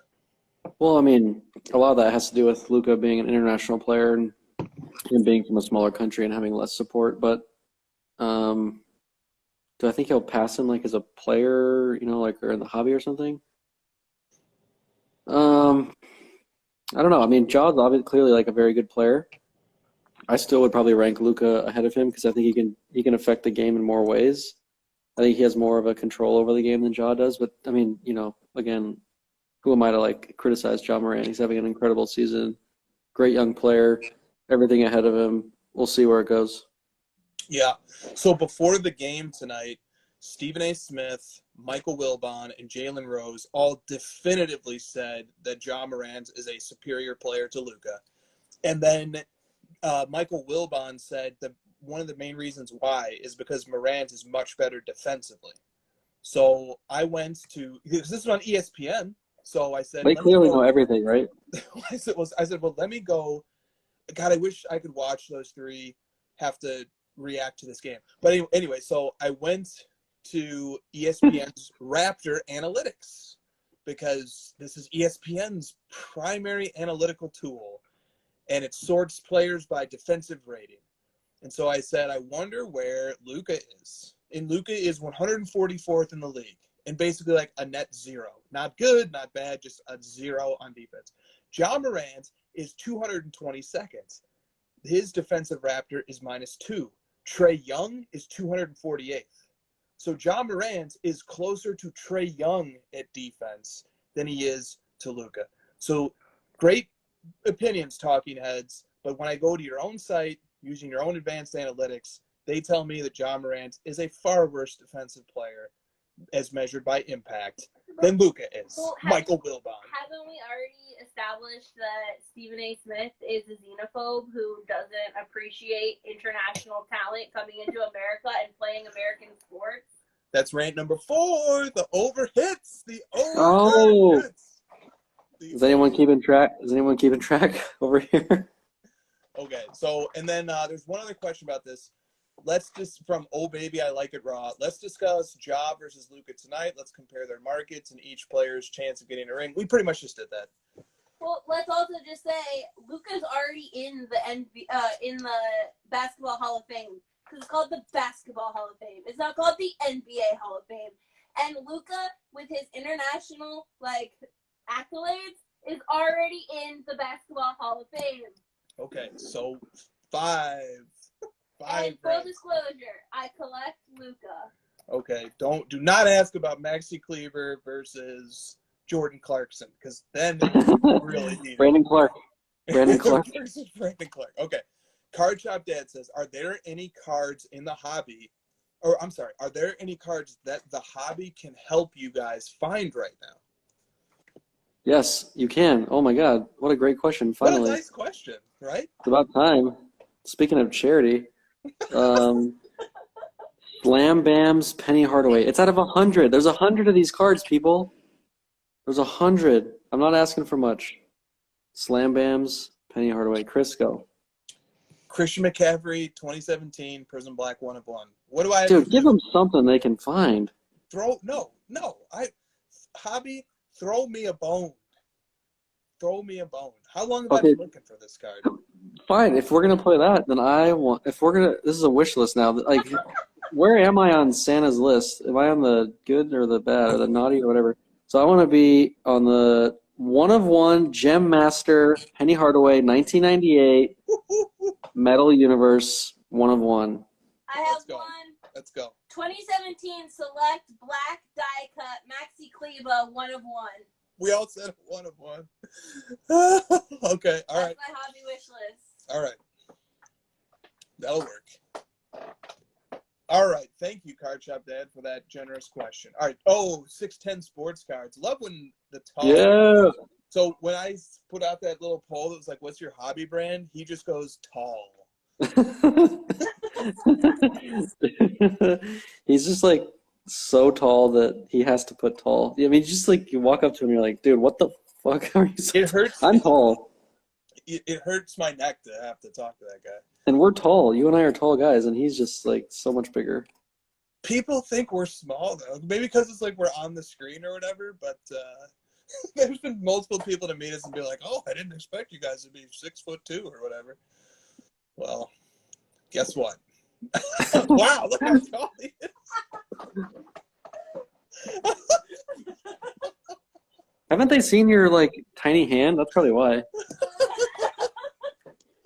They're like, dude, this guy is like tiny. The tiny hand is definitely the culprit. That's my bad. I need to. You know what they say about guys with tiny hands, right? No, what do they say about them?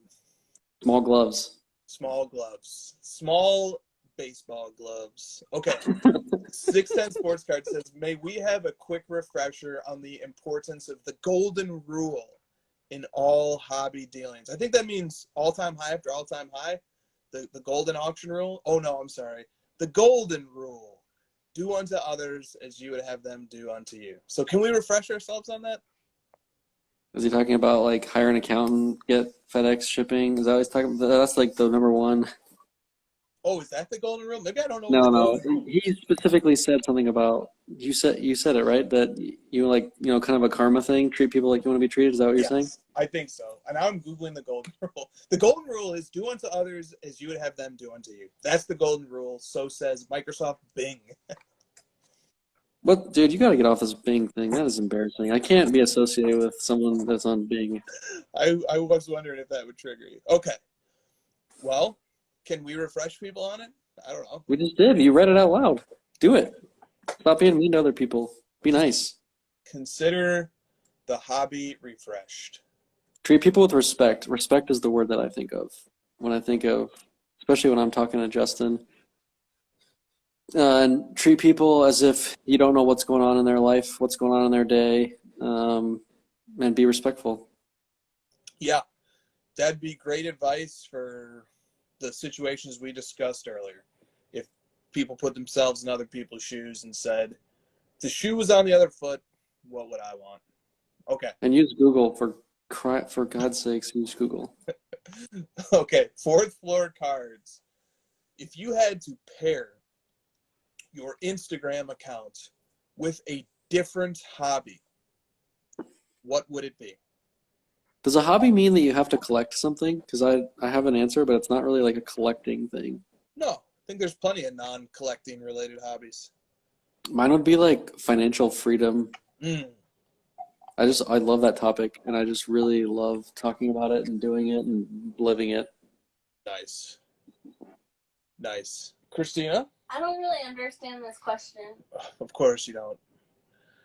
No, but Pick your second favorite interest. That's all you gotta do. What else do you like to do? I like to read. Reading. Christina's is reading books. And I would have an Instagram account tied to like music production or something probably. I already do. I have a account I don't use anymore, but then when I made music, that was my account. See, when I saw this question, I read it differently. How did you read it? Well, because, like, you guys are just talking about, like, a different Instagram account that is, like, in an interest of yours. Like, mine was, like, I read it a little more creative, like, you are, like, of your Instagram account, Cardboard Chronicles, Chris Hoge, Christina's PC, if you had to pair it to another hobby with all the pictures you already have and the posts you already make, what would it be? Oh, Like, how would you, like, pair, like, that's what I read it as. Like I have to pick something that's cardboard, you're saying? Or, like, I'm glad you cannot see the chat right now. plastic and Hallmark movies. Some guy named Stiff Arm Wax said Christina's would be Hallmark movies. Oh, she's quiet. No, I'm not South gonna Park, I do not. I just make beats. Is that rant 6? Yeah, 6. Well, I would like fourth floor cards to please explain to me exactly what you meant. Well, if we're going off of what I think you're getting at, then I'm going to have to go with CryptoPunks and NFTs and crypto investing and Ethereum and Bitcoin because, big surprise, guys, I'm actually low-key a 7 trillionaire in the crypto financial asset space. I like how you don't even you say Ethereum like just a little bit wrong to the point of like this guy knows nothing about crypto. Like it's just wrong enough. Dude, if you saw how much Litecoin I had 3 years ago, you wouldn't be making fun of me right now. There was a guy that I worked with, and his license plate said Litecoin, or it said HODL Litecoin. What happened to Litecoin? I don't know. I think it's still a thing. Went light? All right. It went light. Finally, the light went out on that shit. All right, let's move on. Dallas 88228 says, when a card has a low print run, such as being serial numbered to 20 or less, does a PSA 10 really create a huge premium on the price? Yes, it does, and you're gonna find out that on this mini LeBron PSA 10. Isn't it already at 200K? Oh, that's a perfect case study. Oh, good question. What is it at? I think the answer is yes still. I don't know, I mean, like, the degree of, like, huge, we can get into that if you want, but I still think there's definitely a premium. I personally would love to have a PSA 10 of all my really low, serial numbered cards as well. So, like, if my PMG Green Penny Hardaway was a PSA 10, oh my God, that'd be so amazing. Would you post it about once a week? I actually, there's like a card in my collection that I'm like, I forgot I had that. I haven't posted that in like 5 years. I wonder if I should start posting it every fucking day to remind everyone. Okay, so the LeBron is currently at 150K before BP. Yeah, we're almost at 200K. It's a good case study, right? Let's see what happens. Yeah, and it'll be good because an 8 sold for 100 a few months ago, a 9 sold for 200 last weekend, and then now we'll see the 10. And the 10 is in the worst position of all three because it's last, So 2 people who may have bid on the 10 already got the 8 and the 9. And I have another example. Sasha won the Penny Hardaway Rubies PSA 8. I have a PSA 7. I posted on his post, comment, I will give you my PSA 7 and cash for your PSA 8. Message me. He liked it, didn't message me, so there you go. Yeah, and PSA 10 definitely does carry a premium because while out of 10 is very desirable and rare and awesome, what if you could have the same out of 10 card, but just like a version that's better than everybody else's, right? So like, so then it's like the best of both worlds because like the off-putting part of the 101 is that you never see a market get set for it. You're the only one who has it.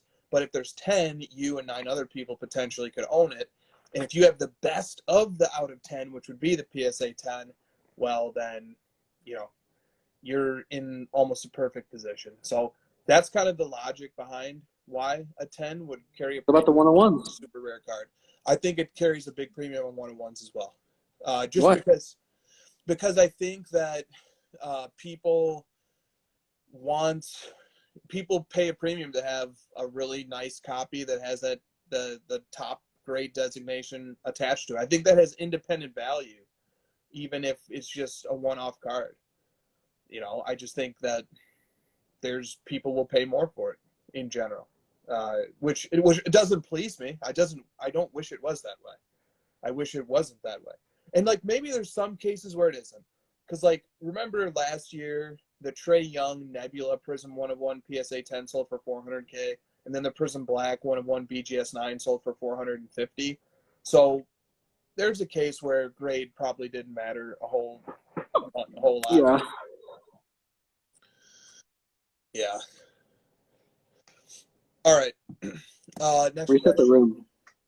Reset the room? Yeah, you haven't done that enough tonight.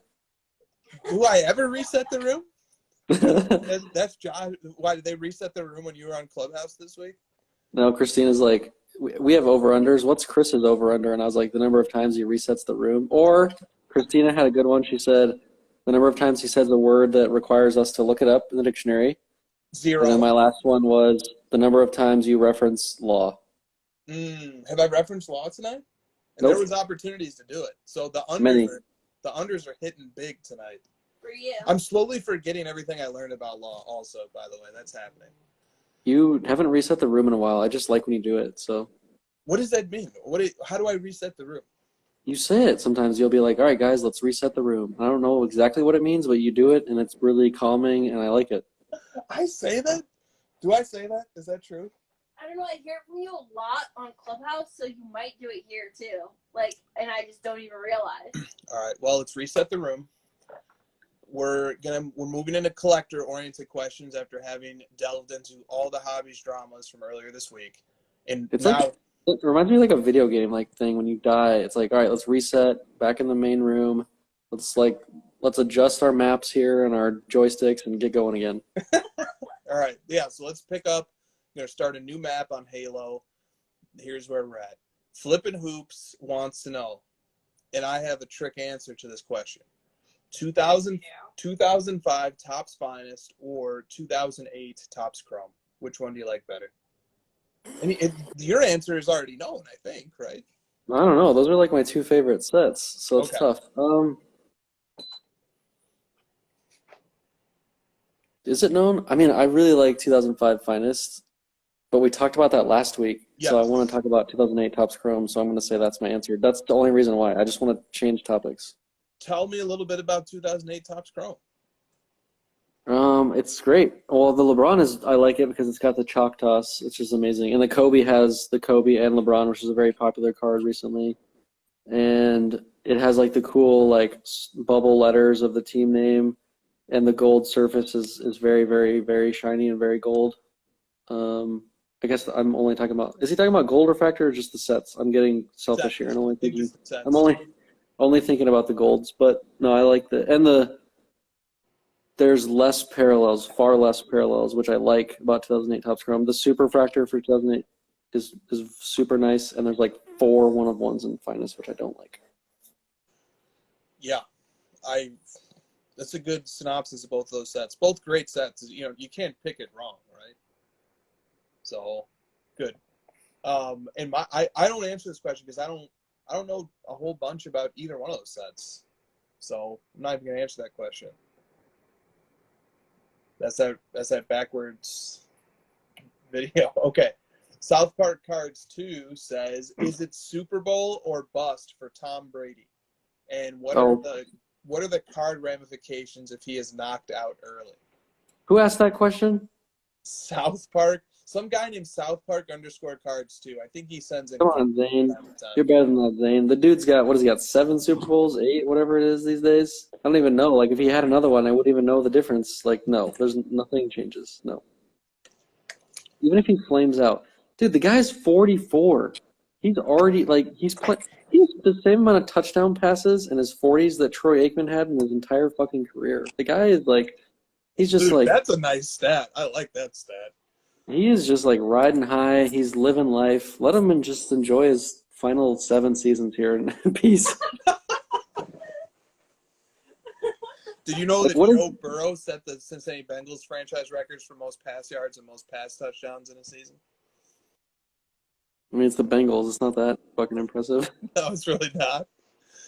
All right. Great stats. Okay. Diggs Cardboard says, what are your predictions on how PWCC Weekly and Premier Auctions will do after last weekend's Golden Buying Bonanza? I think they're going to do great. You know what I've learned about this market, Chris, people really want cards. Like they want them like really badly, and they're gonna pay lots of money to get them, and they will buy them from as any place they can find them. Yep, I think that's about right. I don't have anything You know, to add to obviously, that. we're gonna be able to find instances where it did poorly, where it did well. You can make your narratives however you want. I think it's gonna perform. Cards are like ticking back up. You and I have noticed it on the indexes. I think some momentum started with the golden auctions, and we'll probably see it continue. Yep. Is Adam Lefko still in the chat? He was here Nope. for a while. Nope. He's gone? Oh, too bad. Maybe somebody tag him, because this question is right up his alley, because this is actually like, he has a whole shtick that he does on these. So, or don't tag him. Just ignore me, chat. That's fine. There's only 108 of you in the chat. Fine. I'm gonna do the question then. And Adam, when you watch, you could tag him, you know, right? Adam, when you watch this on replay and you wonder why wasn't I tagged, so I could come back in and leave my fun Friday night activities to join the crossover, it's the chat's fault. The All other right. Nick tagged him. Well, I'm gonna go anyway. Northwood Cards Collector says this: as the world goes more and more digital, hard copy tickets for current and future sporting events, concerts, and even movies are getting more and more rare. Are past tickets from impactful events such as Super Bowls or World Series, rookie debuts, or big moments going to really open up and be collected? I find myself intrigued and looking into it more, and it could be a fun side PC to start card collecting. How are you guys feeling about tickets? Damn, your phone died. So plug it in. What do you think, Josh? How are we feeling about tickets? Oh, if you like it, I think it's kind of an interesting thing. I'm not gonna ever do it, and I'm not interested in it in any way, to be honest. But I guess I could see some angle where it is interesting. I guess I'm kind of tainted by it from the fact of like it's been pumped a little bit and like forced down our throat by Darren Ravel and others. I mean, I shouldn't like dismiss it just because of that. Someone sent me like Penny Hardaway's debut ticket, and I was like, it's like a white and green like piece of paper. It's like, There's no picture of Hardaway on there, is it? No, are you serious? You think they had the wherewithal to be like, oh, let's put his picture on the no, most of them don't. Like the Super Bowl ones have a picture of the trophy, and it's like, Yeah, I agree. And if tickets are rare, it's only because nobody cares about them. So they crumble them up and they throw them away. That's why a ticket, if it happens to have natural rarity, that's why. I respect tickets. Tickets is a serious market. PSA grades tickets. That's all you need. If you get the legitimacy of PSA grading a class of collectibles, it's going to have a market and it's going to be strong. You're going to have pop reports, and that's all good. But I see, and this is with all due respect, so maybe this is why people yell at me for being too mean on questions. All due respect to Northwood's card collector, because I heard him talk about some hobby topics lately. He has a great collection, but I have no interest whatsoever in tickets. And I think that, if card collectors are like splitting their interests between cards and tickets or something like that, it's actually bad for both segments. It's not good for either one. Now, if on the other hand, there was ticket collectors if there was an even number of ticket collectors who are branching into sports cards, as there are sports card collectors branching into tickets, then it's a wash and we're fine. But there are no ticket collectors. Okay, it's just sports card collectors looking for, the next collectible class that's yet to fully emerge. So it's only taken away money and interest from the sports card hobby, and I don't like that. I don't support that. You have it very good here in cards. We have it good here. Like, I'm grateful for what we have with cards.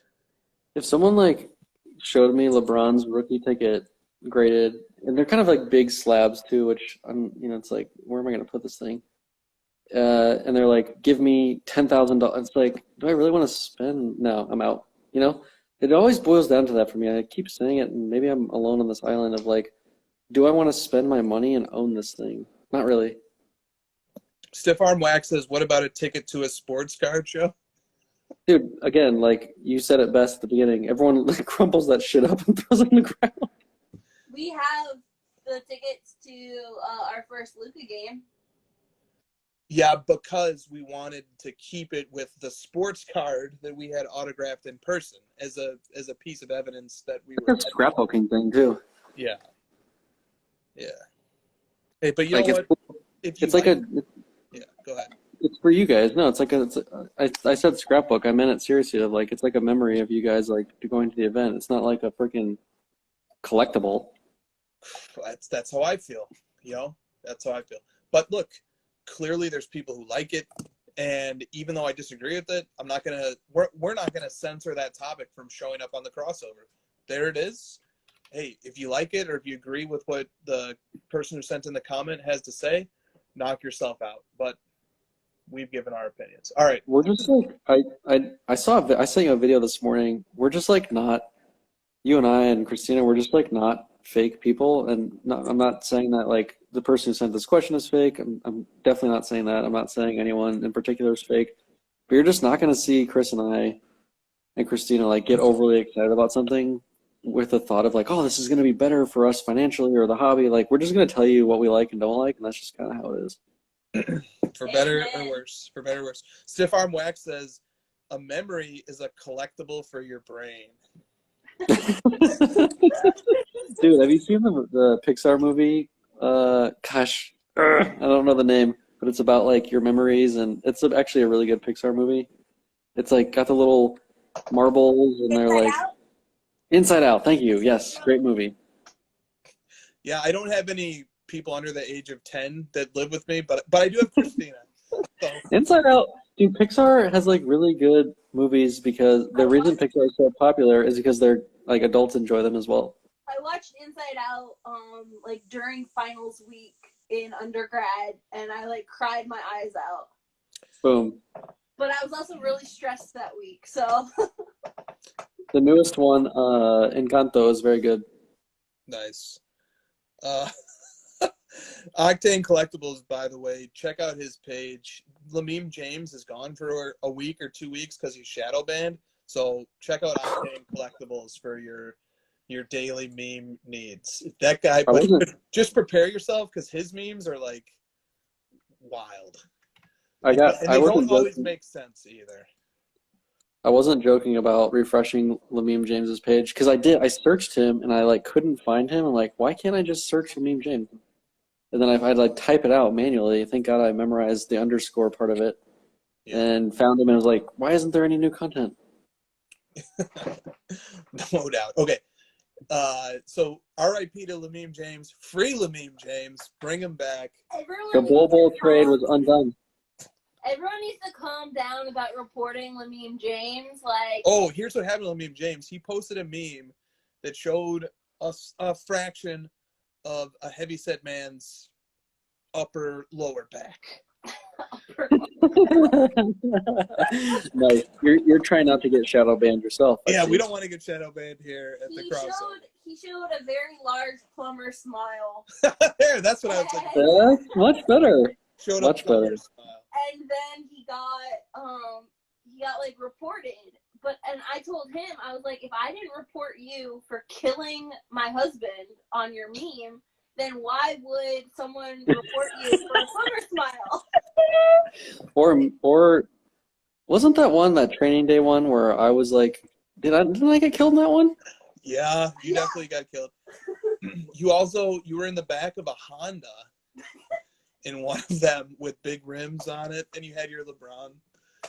Oh, we're already reminiscing over the loss of Lameme James. It's been like 12 hours. It's been too That's long. the first thing I asked him, like, how long are you going to be gone, and when am I going to get my memes back? It's all about me, Lameme. You don't make these things. It's for me. What you make belongs to us. And we don't tolerate breaks. Okay. And breakers. We do tolerate breakers. We do. Okay, my bad. Betty White, Bob Saget, and Mick and Jay. Yo. All right. Cards and Candy 911 says, explain the blowout forums in 3 words. Oh, I have such a good answer. I thought about this for like 12 minutes. You ready? Oh, wow. Let's go. I really want to use the 4th word at the beginning, but bear with me. 3 words. I know, but the 4th word will make it funnier, but whatever. All right, go for it. Good, bad, ugly. Okay, gotcha. Yeah, I was just going to say not very nice. Oh. Or it's like us very soon. Looking in mirror. Yeah. Or like how about angry, jaded collectors? yeah, us very soon. Maybe we can say something good about the blog forums as well. I did. I said good and then bad and ugly. Source of knowledge. Reservoir of research. Reservoir? That makes it sound like it's a freaking dumpster. What does can somebody in the chat help us with this? I thought the chat might chime in on this one more. All right, well, whatever. Explain blowout forums in 3 words. We gave it our best shot. 100 people on this live, and we haven't gotten a single recommendation for. How about this one?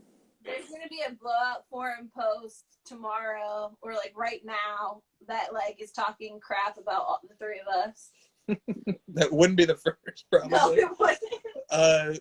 What's another one? I wanted to say Instagram before Instagram. Ah. Yeah. KPB said yell at newcomers. That's a good one. Full on nonsense. Oh, that's good. Everyone comments cesspool. Pump and dump. How about I know more? There you go. What's a forum? That's good. Oh, there you go. Man, chat needs a little encouragement tonight.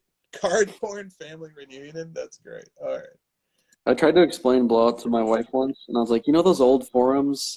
And she's like, no.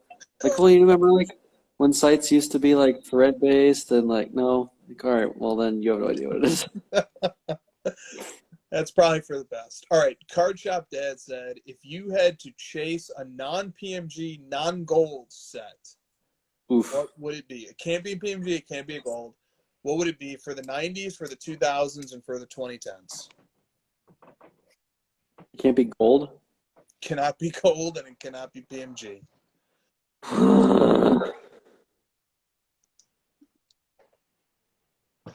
2003 Exquisite would be pretty sick. Yeah, yep. No disagreement on that one. 96 Topps Chrome Refractors, but they all green. That kind of makes it ugh. Great set, though. Yeah. Galactic is fun. A couple people, wow, 2 people said Galactic. I know that Mission Street Cards has like a bunch of this cards from the set, and it looks really cool. Yeah, he does a nice job of making those seem very cool. So Galactics for the 2010s. You haven't given no. Go ahead and do your turn. Okay, 90s rubies. Although I feel like that's still cheating, right? But whatever, rubies. Is that cheating? Okay, because if I was gonna do insert set, or I also like platinum medallions, which not a lot of people like those as much as me.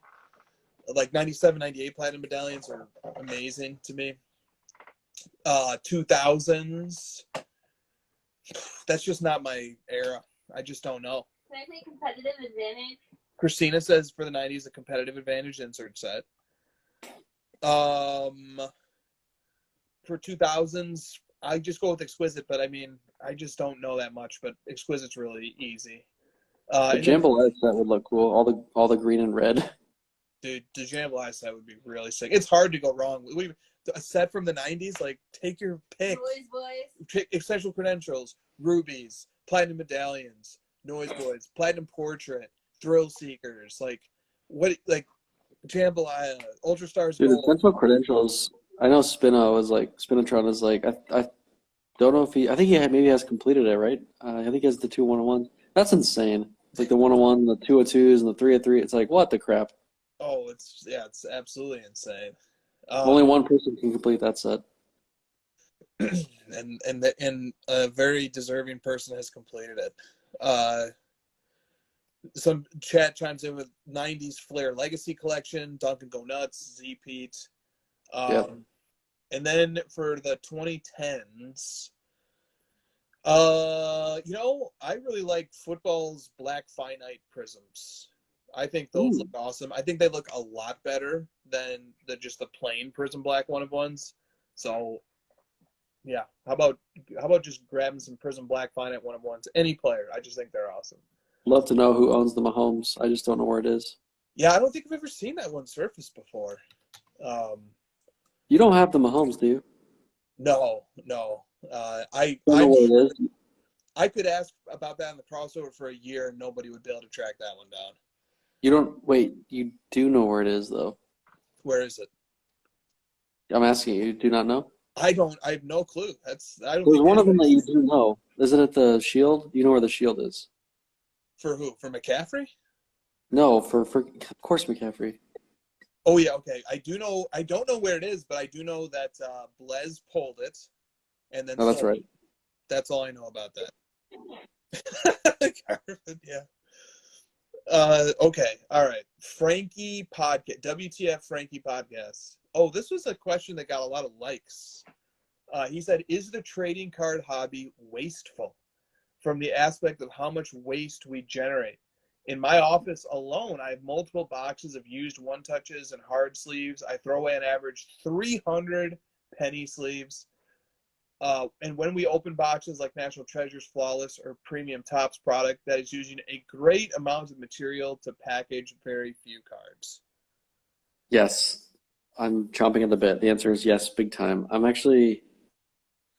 I try to pay attention to I'm trying to be mindful of like the things that I waste in my life. Like I try to like be careful about how much water I use and like my shower length and like not leaving the water running while I brush my teeth kind of thing. And I feel kind of bad about the cards because especially when I get a package and there's like 4 bubble mailers in a box and I'm just like, I don't want to throw any of this away. I put it on a shelf and I try to reuse it as much as I can. The grading slabs is a lot of plastic. It's bad for the environment. Yes. Sadly, yes. When you crack those slabs, you're just a part of you dies. I feel like I'm just like murdering a turtle or something, Well, what advice do you have for people short of turning off the water when they're brushing their teeth that could help them conserve with respect to the hobby and plastics and stuff like that? Reuse as much of the shipping material as you can. Like if someone sends you like, bubble mailers that are still reusable, use that and use tape to reseal it. Boxes if you can, and just like go over the labels and reuse boxes as many times as you can. Try not to crack slabs. I don't know, man. That one's tough. The plastic one is rough. What do you think? Any other advice? Top Shot waste 0. Shut the fuck up. I'm pretty sure that digital currencies and Top Shot are far more wasteful to the environment. I've heard that like Bitcoin and everything is really bad because of all the mining and all the like energy usage. Yeah, it's actually really bad. All the carbon that it uses, yeah, it's really bad. Quote me on that. Put that on a sticker and slap it on a stoplight somewhere. Or a brown box.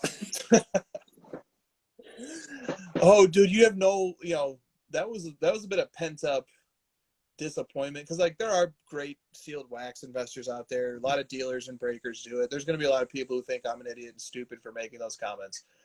But, there was one person who stood on their own soapbox earlier this year and was talking about, investing in select sealed wax, blah, blah, blah, blah, blah, blah, blah.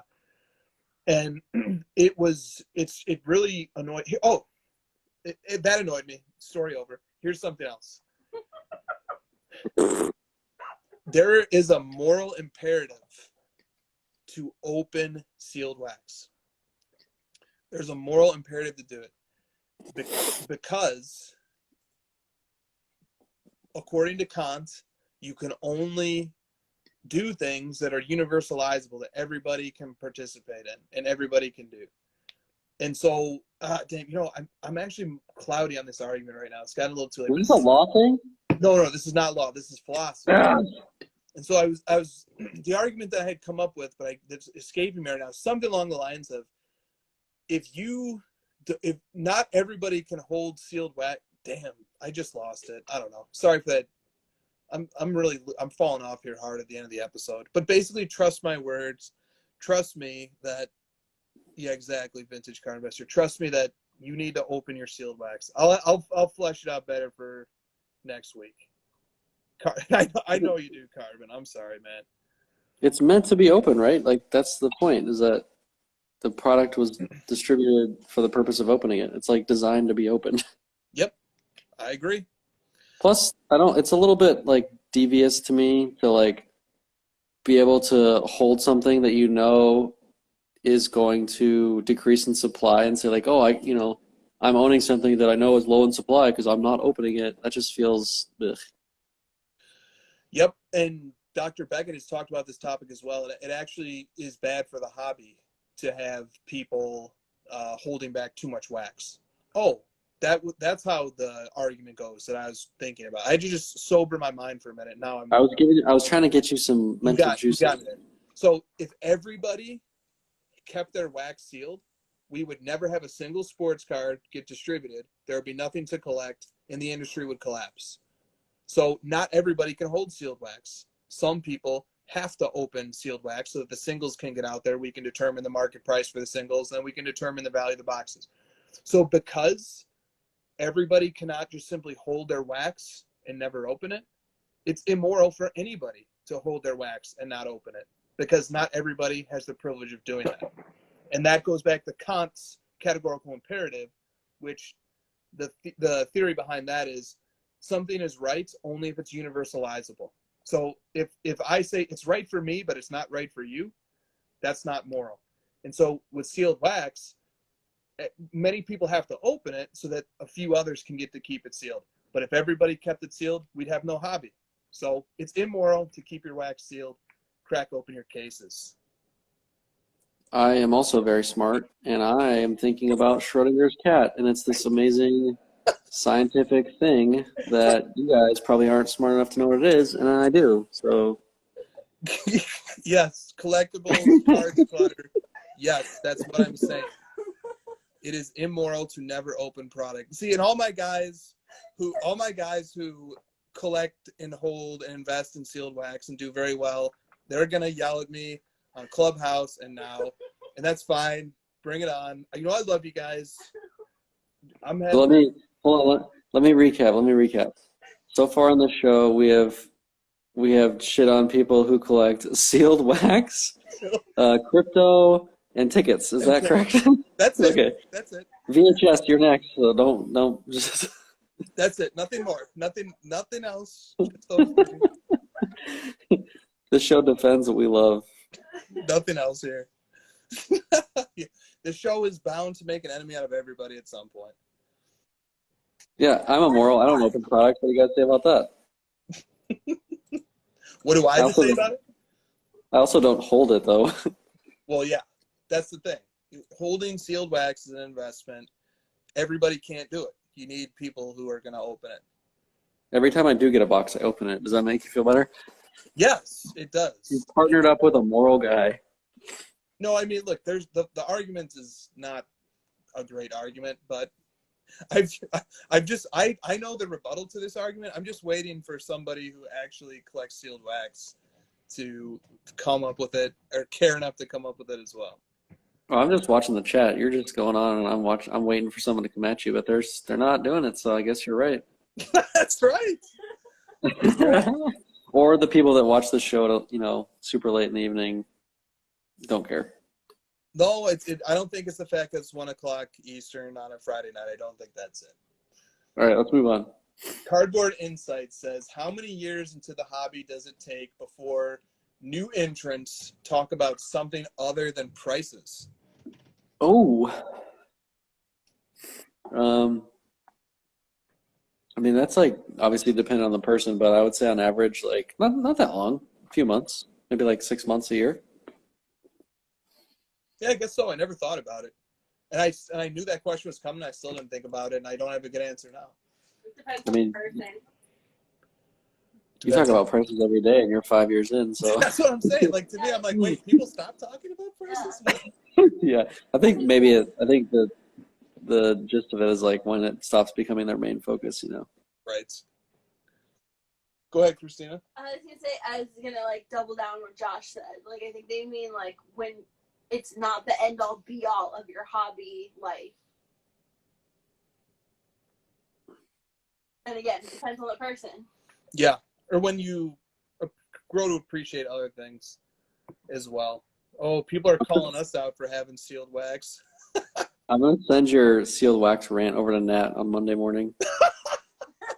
What, you know what's gonna happen? Nat's gonna say, you know, that guy's got a point, and then he's gonna go on Instagram Live, and he's gonna open all of it, and it's gonna be the greatest. It's gonna be the greatest live stream in the history of the hobby. I think And then we'll invite me over you're to welcome. help him rip stuff, though. Yeah.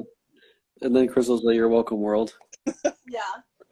You'll post the screen or the picture of you like rattle where you're just looking all freaking smirk like I told you guys. Yeah. So Luka Doncic PC Kelvin says you buy wax so you won't get Mo Bamba instead of Luka. Yeah. Yes, that's true. Sealed wax is a good investment for a number of reasons. All right. But one of them that it's not so good is because it's difficult to authenticate. But as long as sealed wax is bought, but it's eventually put into the breaker pipeline, it's going to get opened. And so any shenanigans eventually get revealed. But yeah, it's a good point. There are things that recommend investing in sealed wax for sure. What's the youngest Antetokounmpo brother's name? Costas. Costas. Ah, yes. That's the guy you pulled.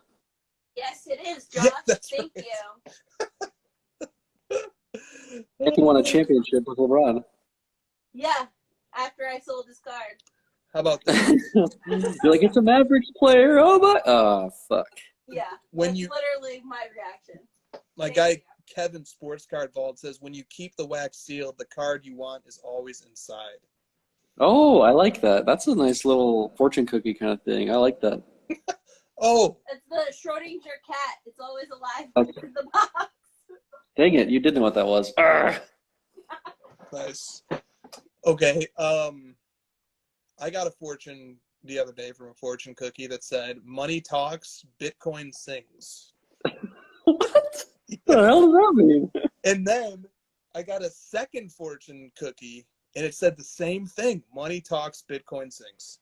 I got a bone to pick with those fortune cookies. That's not a fortune. That's just like a statement. Isn't a fortune like you will prosper because isn't that like what a fortune is supposed to mean? That maybe this was a different message of prospering. And Christina, we did have Chinese food. It was a few weeks ago. You made a fortune cookie that's been like sitting on the counter for No, weeks? I did it a few weeks ago. I stored this little fortune in my mind, waiting for the right time to talk about it, and then it finally happened a few weeks later. Fortune cookies are like Twinkies though. They last forever. It's just a cracker. Ugh, they're gross. I don't know how people eat them, Chris. I always eat my wife's because she doesn't like them either. I eat both of them. And you've never had a fortune come out that says 2008 Topps Chrome is good, but 2005 Topps Finals is great. It usually tells me to open my wax, so I feel like it's on point. Fortune cookie, definitely not Chinese food, says Carbon. Okay, we stand corrected. Well, somehow I got a fortune cookie, Carvin, so explain that one. American Dip it in Nutella. food. You could dip everything in Nutella and it would be good. Yes, Oh, you could. wow.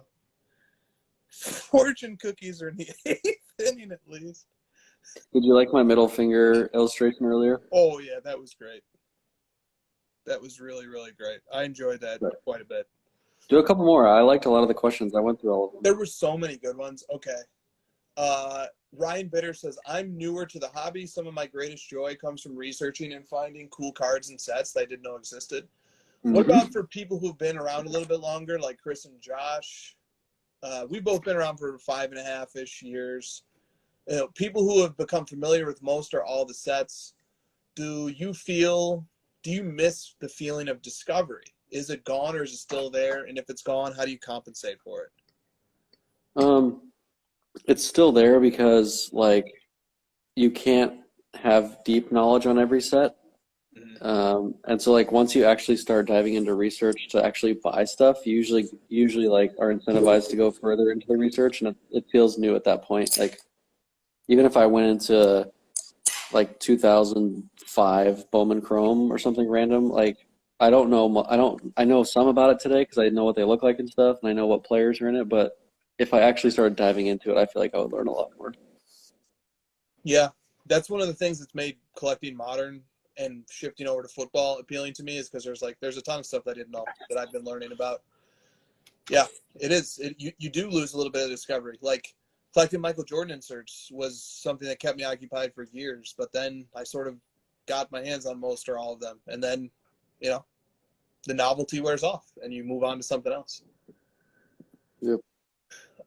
At least if you're chasing novelty. But that's not to say I've moved on from Michael Jordan collecting. Michael Jordan's my favorite player. 90s are my favorite era of cards, so don't misinterpret what I just said. All right. That's why I collect niche Charizard pre-release staff stamped autographed cases now. That's my thing. You collect brown boxes. Yeah, oh God. If I ever do that, Chris, just, fire me or something. I don't know. I'm not sure what you'd do. At that point, that something would have gone so wrong. I know. Shun, unshun, reshun. Remember that? No. When Dwight shuns Andy? Oh, yeah. Dude, I'm very bad at references to TV shows, so. I'll say it more direct. When Dwight shuns Andy because he's mad at him, he's like, unshun, reshun. You shunned me. All right. Card Shop Dad says, who are some not as well-known collectors that you think curate unique collections? Crap. I wanted one ready for this, but I don't have one. Do you have one ready? No. No. I was just gonna wing it, but I'm even blanking now as I'm winging it. If they were well known, then it would be on the top of mind. But this is like not so well known. So it's like, oh, I have to sit here and think about this for a while. I've seen a lot of comments from Grant Waldorf stories. He's well known, but like I love looking at his Instagram.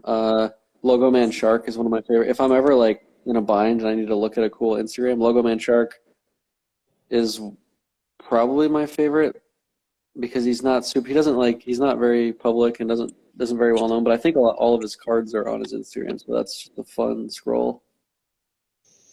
Yep, I agree. South Park says Lair 911. Yeah. Oh yeah. He has an amazing collection. I'll take that one. All right. Exquisite. That's a good one. Candyman. Okay.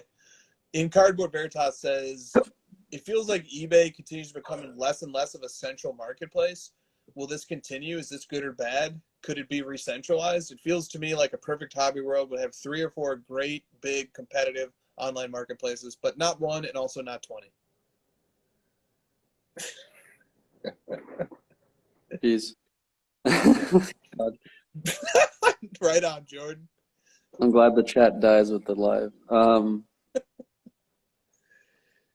What was the question? Do we have too many many marketplaces or what? I don't know, man. I don't know. I guess all I know is what we have today, and I don't know. Would it be better? I don't. Yeah. Let me reorient the question a little bit. Reset the room. Reset the fucking room. Let me reset the room. Do you like the current state of the marketplace structure? If everyone made an API, I would, because then I could put them all in Card Ladder and I could just search them all in one place. Like, it's just like, I want them all indexed and searchable. That's the thing. I want like alerts and notifications and searchability across them all in one easy to do, easy place, Yeah. Sounds about right to me. A couple other accounts called out: Fifth Down Sports Cards, Philip Goes. Yep. Couldn't agree more. Dillick Card says, do you guys ever collect somebody that you're nervous about? I've been picking up some Deshaun Watson numbered That's rookie PSA 10s and some inserts because the prices are awesome. But in the back of my head, I'm thinking, man, this could be quite a bit of money wasted. I'd be nervous about collecting Dallas Cowboys players. You know what I mean? Wow, you were not high on the Cowboys. So, we've also insulted the most popular NFL team tonight as well. Oh yeah, of course. We should start to like shit on the Pope or something. We might as well, let's just keep going. Mother We Teresa, should you're try nice. and like keep a running list of the one person who we have not insulted at some point. Yeah. Yeah. Anyone on that list? I guess I'm not really like nervous about Chris Paul. I guess is like the closest to this topic. I guess like my answer is kind of like I'd probably try and collect someone who I can't be nervous about because I like that's not a feeling I want to be having when I'm collecting. I'd try to avoid that if I could. Yeah. Yeah, I don't get nervous about stuff like that. That's the answer. I collect Frank Ntilikina. I have Frank Ntilikina's Optic Gold Vinyl 1 of 1, among others, his Prism Gold out of 10 rookie. And he literally doesn't even play right now unless the game is like 30 points. It's a 30-point gap in the fourth quarter. I'm not nervous about it. I collected it because I like the cards. I fully understood the different ways that collecting him could go. There's just nothing. I'm not nervous about it. And so it's hard for me to say what I would do if cards made me nervous. Or maybe nervous is not the right word or whatever, but I literally lose zero sleep over the fact that Frank Ntilikina is rotting away on the Dallas Mavericks bench right now. Publius 13 rightfully called me out. Didn't you collect Russell Westbrook for a minute? Yes, I did. It made me very nervous, and I sold it all and moved on. There you go. Okay, so I don't know. I'm worried that that's not a satisfactory answer, but I don't. Doesn't get nervous. He doesn't make mistakes. He's perfect. People just get over it. There you go. I think, yeah. Thanks for saying I that. think we've also shit on ourselves in this episode. We're just on fire. Okay, Basketball Card Collector 93 says, can we talk about what would happen if we ever saw that exquisite Kobe MJ dual logo man auto 1 of 1, parentheses gold MJ logo man, if it were to hit the market? Mind blown emoji. Is it the best basketball card ever created? If not, what is? It's definitely not the best basketball card created because it doesn't have LeBron on it. So, like, it's just by default excluded from any possible scenario. We don't need rant number 7, Christina. Just hold on. No, I think it would obviously just go bananas, dude. That's a monster. It would just go insane. Like, I don't, millions, how many millions, I don't know. It would go nuts. Yep. I think the bottom line is it's a great card, very cool card. It would bring an enormous amount of money at auction. Amazing. All right. 612 Gem says, how could a possible macroeconomic downturn affect cards? That's a great question, and we just don't really know because we weren't here for 2008, downturn, like the big bear market downturn, and also like cards are in just such a drastically different state today than they were back then. Like nobody knows how it's going to react. Also, nobody knows if we are going to go in a downturn, when we're going to go. It's like all speculation. So any article you read or clickbait thing about, we're about to go into a recession, it's all just guessing. Keep that in mind. I'm not sure. My initial thought is like, yeah, we'll probably see a dip in prices because if people have less money to spend, then they're going to spend less money on cards. I don't know that it's much more complicated than that. Yep, the logic there totally checks out, and we should not try to get too cute or too fancy. We should expect that, like Josh said, if people have less money to spend on cards and/or they need to liquidate cards to put them towards, other higher priorities in their financial house, then that probably is going to lead to a decrease in demand and increase in supply, and that's going to create a downward pressure on prices. However, we have lived through a gigantic macroeconomic downturn. We collected through a period where the Dow Jones Industrial Average, within the span of a month, went from 29,000 points to 19,000 points. And that happened almost 2 years ago now. We all survived it. And what happened during that moment, the hobby had one of its top 5 great bull runs. And I'm talking, of course, about the spring of 2020 when financial markets crashed and sports cards absolutely exploded. Now, a lot of people attribute that to, the pandemic causing people to stay at home, rediscover their passion, so on and so forth. We don't need to go into all that, but there's other factors, right, besides just economics. And there always are. There always are other factors besides just economics that are impacting how our little sports card market performs. So it's a very difficult question to answer, to just say, well, if I think the economy is going down, I better sell all my cards so I can buy them back for cheaper when the stock market goes down. I know it's very desirable to have a very simple world like that, but the likelihood is that events are not that predictable. And if they were that predictable, certainly you, person who asked the question, Josh and myself, would not be the only people thinking about that and figuring it out, and the market would become efficient anyway. So maybe this is why people don't like my answers to their questions. Also, another random thought. We talked about this a couple weeks ago. The idea of owning a card when it's maintaining its value or going down slightly is more fun than the equivalent of a stock that's holding value or going down. Owning a stock is just like a line on a screen, and holding a card, if it goes down in value, at least I still have the card. I still own the value in me owning the card and being able to look at it and enjoy it. So keep that in mind as well. Right on. Cards and Candy 911 says, how much competition is there between auction houses? Is the Ultimate Flex getting the best card to sell or getting the record price? The ultimate flex is that all of your customers love your platform, both buyers and sellers. Damn you. Stole my answer. And card ladder. The ultimate flex is having your comps and card ladder. Yeah. Record high prices are great. Heavy to amazing cards is great. But serving the hobby with integrity and humility and providing a great and transparent experience to collectors, that is transcendent. Who says they don't like your answers? What do you keep saying that? Has something happened? I get yelled at from time to time because sometimes I'm a little bit insensitive to the question asker. I had a pretty violent reaction maybe a few months ago when somebody asked about gold kabooms and whether or not they're PMGs. And I kind of was don't school me on Michael Jordan cards or something like that. I had a small rant. And the question asker wrote me and he was like, look, that was humiliating.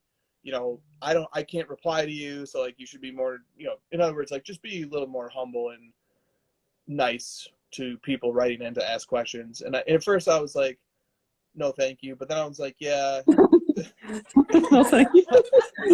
He's not selling you a book. But then I was like, yeah, this guy has a point.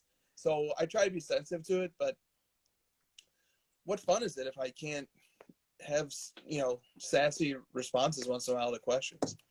My response to that guy is make your own IG Live. Dude, suddenly there's 10 other IG Lives on Friday nights. The guy's well, told you we would do it. Yeah, it's okay. People are going to be, you can't really please everybody. It's just how it is. Yeah. Dude, I say some crazy shit on the show. I'm sure people are mad at me. I don't care.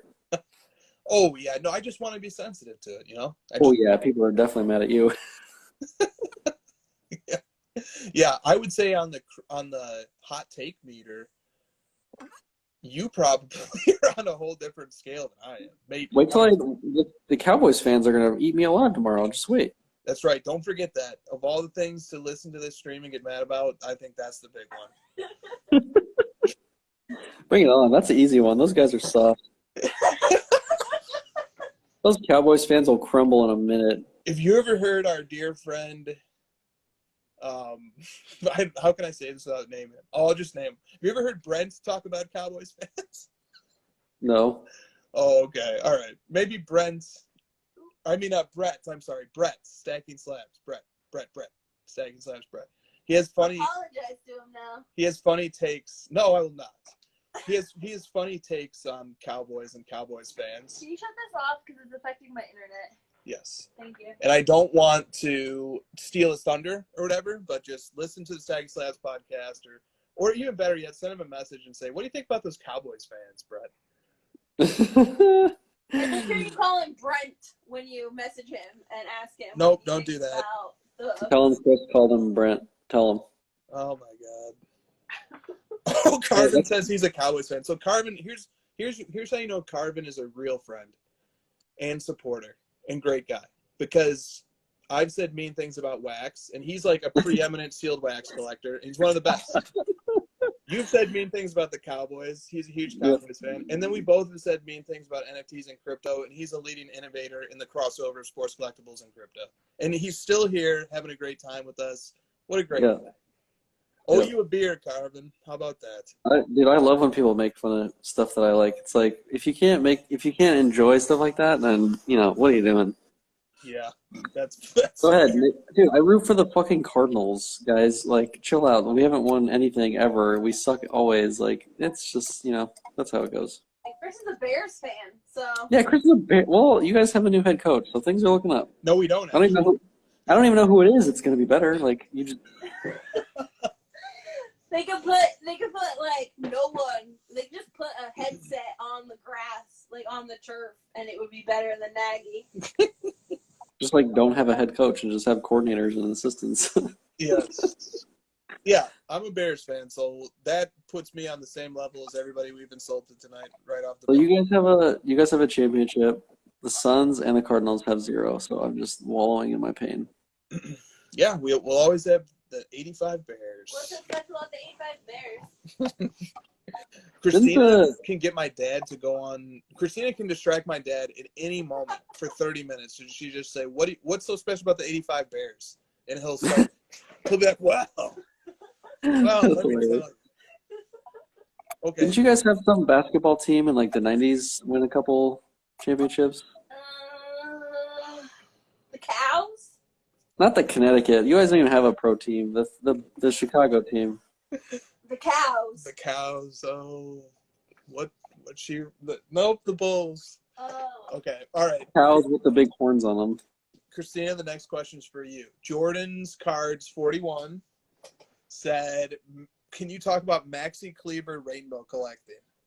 Rainbow chasing. Sorry. I have 12 cards that I need from the 46 parallels that are the 2020 Prism set." And she has a big spreadsheet of every Maxi Kleber card ever made. Yes. She literally has a spreadsheet with multiple sheets that has every card ever made. Well, I have a spreadsheet for every year. And then, in that year, it breaks it down by product. And then the first sheet is, which ones I have. Which ones I have in, one sheet and how much I paid for them. And then I mark them off on my spreadsheet. Look, I'm ignoring Josh so much that he's yawning. Don't worry, Josh. She can't see you if you can't see her. That's what I thought. I'm like, she can't even. No, God damn it. It's all right. It's been really fun. I'll say that. Jordan. Well done, Christina. Okay, look, can we give some credit to the creativity of this forthcoming question? Because it's a new way to ask something that's been asked every week for 2 or 3 Yes. weeks. All cards are undervalued. Here we go. That is the answer. Your cards are under. I believe I saw this guy in the chat too. So. All right, cool. So be respectful, Chris. Be nice. All right, from Mad City Collector.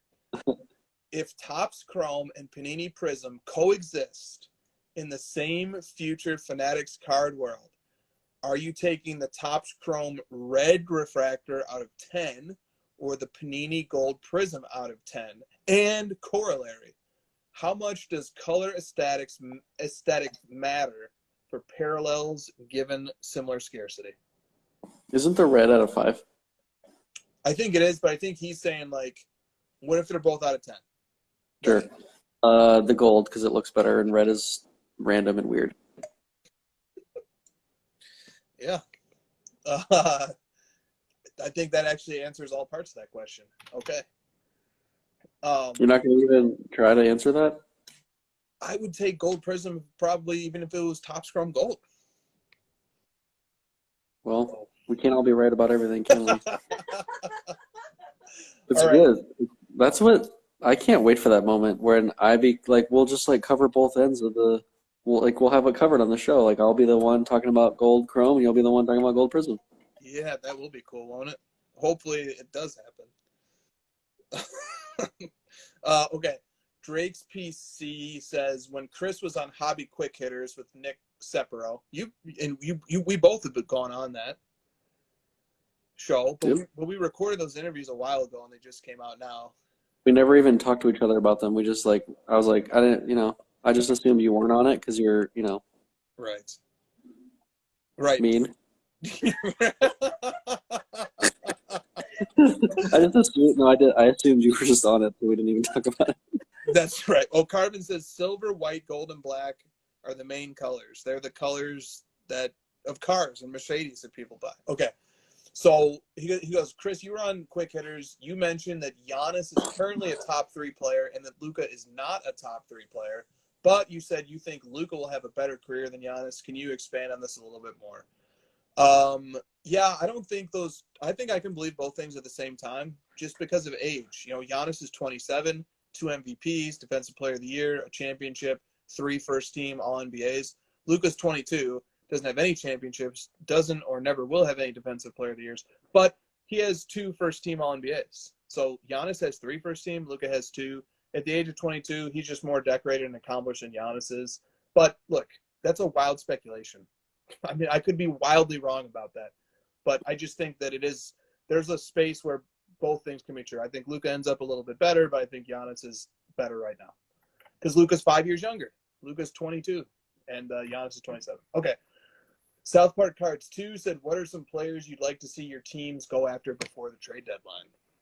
Dude, I'm in this Facebook group called Phoenix Suns Nation or something, and literally every day it's a thread about who should we trade and not trade. And it's aren't we the best team in the NBA? Why are we trying to trade everybody? I don't want any trades. I don't want to change anything. I love our bench. I think we're very deep. I mean, the Lakers need to trade their whole fucking team. I don't even want to get into that. But Dude, I don't want any trades for the Suns. When you're a fan of a team that has pretty high expectations, which the Suns obviously do, being that they went to the NBA Finals last year and went up 2-0. When you're a fan of a team like that, local media and bloggers, they are never satisfied. Never. Yeah. Mavericks beat the Grizzlies by 25 points tonight. I'm going to go listen to the podcast tonight, and they're going to be pissed off. And they're going to say, good game, but Luka had too many turnovers. Tim Hardaway Jr. needs to be traded. Kristaps Porzingis still isn't playing. And now that Jalen Brunson's playing well, can we please trade him for Miles Turner of Indiana Pacers? Yikes. Yeah. Yes. There will be very unhappy fans. Oh, by the way, the Mavs have been pretty good lately. They're 7-1 in their last 8 games. They beat the Bulls, who are best in the East. They beat the Warriors, best in the West, and they just beat the Grizzlies, and they stopped their 11-game win streak. And guess what? Jason Kidd has been out with COVID the whole damn time. Literally gonna when you were done talking, I was gonna be like, oh my god, maybe you should give Jason Kidd some credit, and you just ruined everything I've ever thought about. But check this out. After the Wow. Warriors game, they asked the coach Sweeney, who's standing in for Kidd. They said, "Well, man, you're doing great without Jason Kidd. What's going on?" And he was like, "Well, Jason Kidd actually text messaged me adjustments to make during halftime. So being a good assistant coach, right?" So then because I was complaining about Kidd in the Luka chat, and then somebody comes back and well, what do you think about that? Score this for Kidd. And I was like, look, if Kidd coaches via SMS for the season, I will take that all 82 games. Because guess what? That is a very slow Web 1.0 type technology. That's not actually going to be any type of real coaching. I want everybody in the chat to know that Josh explained what Web 3.0 is to me. Not that I was wrong. No, I don't even explain it because I think I'm wrong. Oh, no. Well, David Owens explained it on his Instagram story as well. So Exactly. That I might like. I don't even know. I just assumed it was like Web 2.0 is Instagram and Web 3.0 is like more like fucking you're in three places at once kind of digital world. But apparently it's not that. So I don't know. Damn, I Web was looking 2.0 forward to Web 3.0. Web 2.0 is that the corporations own it. Web 3.0 is that it's decentralized. Oh, yeah, I'm sure the corporations and the government are just going to lay down and let that happen. And we're all going to be Bitcoin bazillionaires. Web 3.0, the way that I described it to you is better, right? Where it's like the technology improves to the point of like, I could like go to Japan tomorrow because the technology is so good and I could put on a fucking, pair of contact lenses and I'm in Japan. Which sounds pretty cool to me. What about the decentralized thing? That doesn't sound cool to you? Look. I feel like I don't even know what that means. I don't even know what it means. I have no clue what that means. Sounds like a pipe dream. I don't know what that means, but that's not going to stop me from answering. Nothing ever has. Yes, I don't know what that means, but why should I not get a take? So I have no idea what I'm talking about, but I'm still going to talk about this for 5 minutes. I mean, you might be a boomer. Oh my god. Yeah, no, look, decentralization is a libertarian ideal, and I don't think a lot of people have fully thought through the implications of a libertarian construct. Robert Nozick actually did that in his book, Anarchy, Utopian State. He said, even if you set everything to a perfectly decentralized world, a perfectly liberated world, groups and power structures will still form anyway, so you still need some level of centralization. Nozick drew the line of centralization at like a minimal amount of government, but there always is going to be people forming in groups and accumulating power. The advantage of centralization is that at least there's a system of checks and balances, a justice system, a political branch. There's order and structure and accountability to it and stuff like that. Decentralization could, very well be a much worse situation than the one we have right now. And I don't get why everyone wants to like make something different or better or what is Trump's dumb thing, like make it like it was or whatever. Like, dude, I tonight ordered food on my phone. I have a black screen, I have a phone that's black and a screen, and I freaking I push it and it brings food to my door, and then I get to talk about sports cards virtually with you on a phone, and I get to drink Trulies that were delivered to me by my friend. Like, what else do you guys want? What, you guys are such complainers. I want to decentralize. The world sucks because it's centralized. I need like a Bitcoin regulated. Oh, jeez, man. Just get a DoorDash account and you're set for life. I'm telling you. Amazon plus DoorDash. Oh, but you're supporting the corporations. Yeah, well, those corporations bring me my food much quicker than you do. Okay, so add Trump supporters to our list as well. What's the Trump thing? Make America great again? God, are you saying it's bad? You think that what I have is bad? Get out of here. But it could just be so much better. It could be decentralized. Oh. It'll be whatever, man. The government can't trick your wallet, bro. Pipe dreams.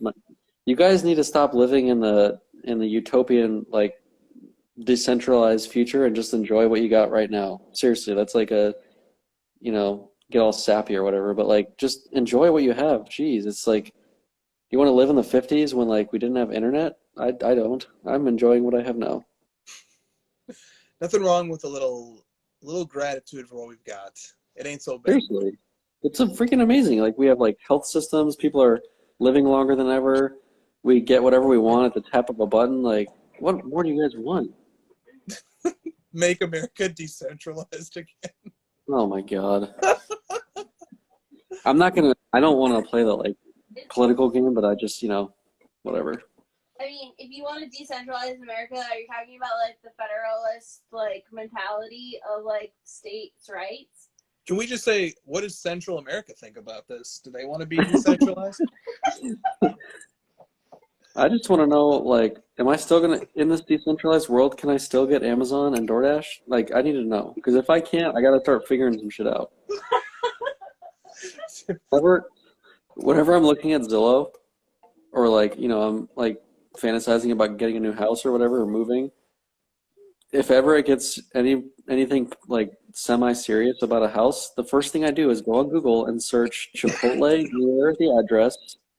Like, how's the Wi-Fi internet connections in this area? Because I need to have my shipments and stuff. That's all. What else do I need? Good points. Good points. All right. I believe we can get through all the questions that I happen to write down because there's only 5 more. So let's go. Card Shop Dad says, is there a card that you wanted, but then so many people had it that you no longer wanted it? Yes. Yes.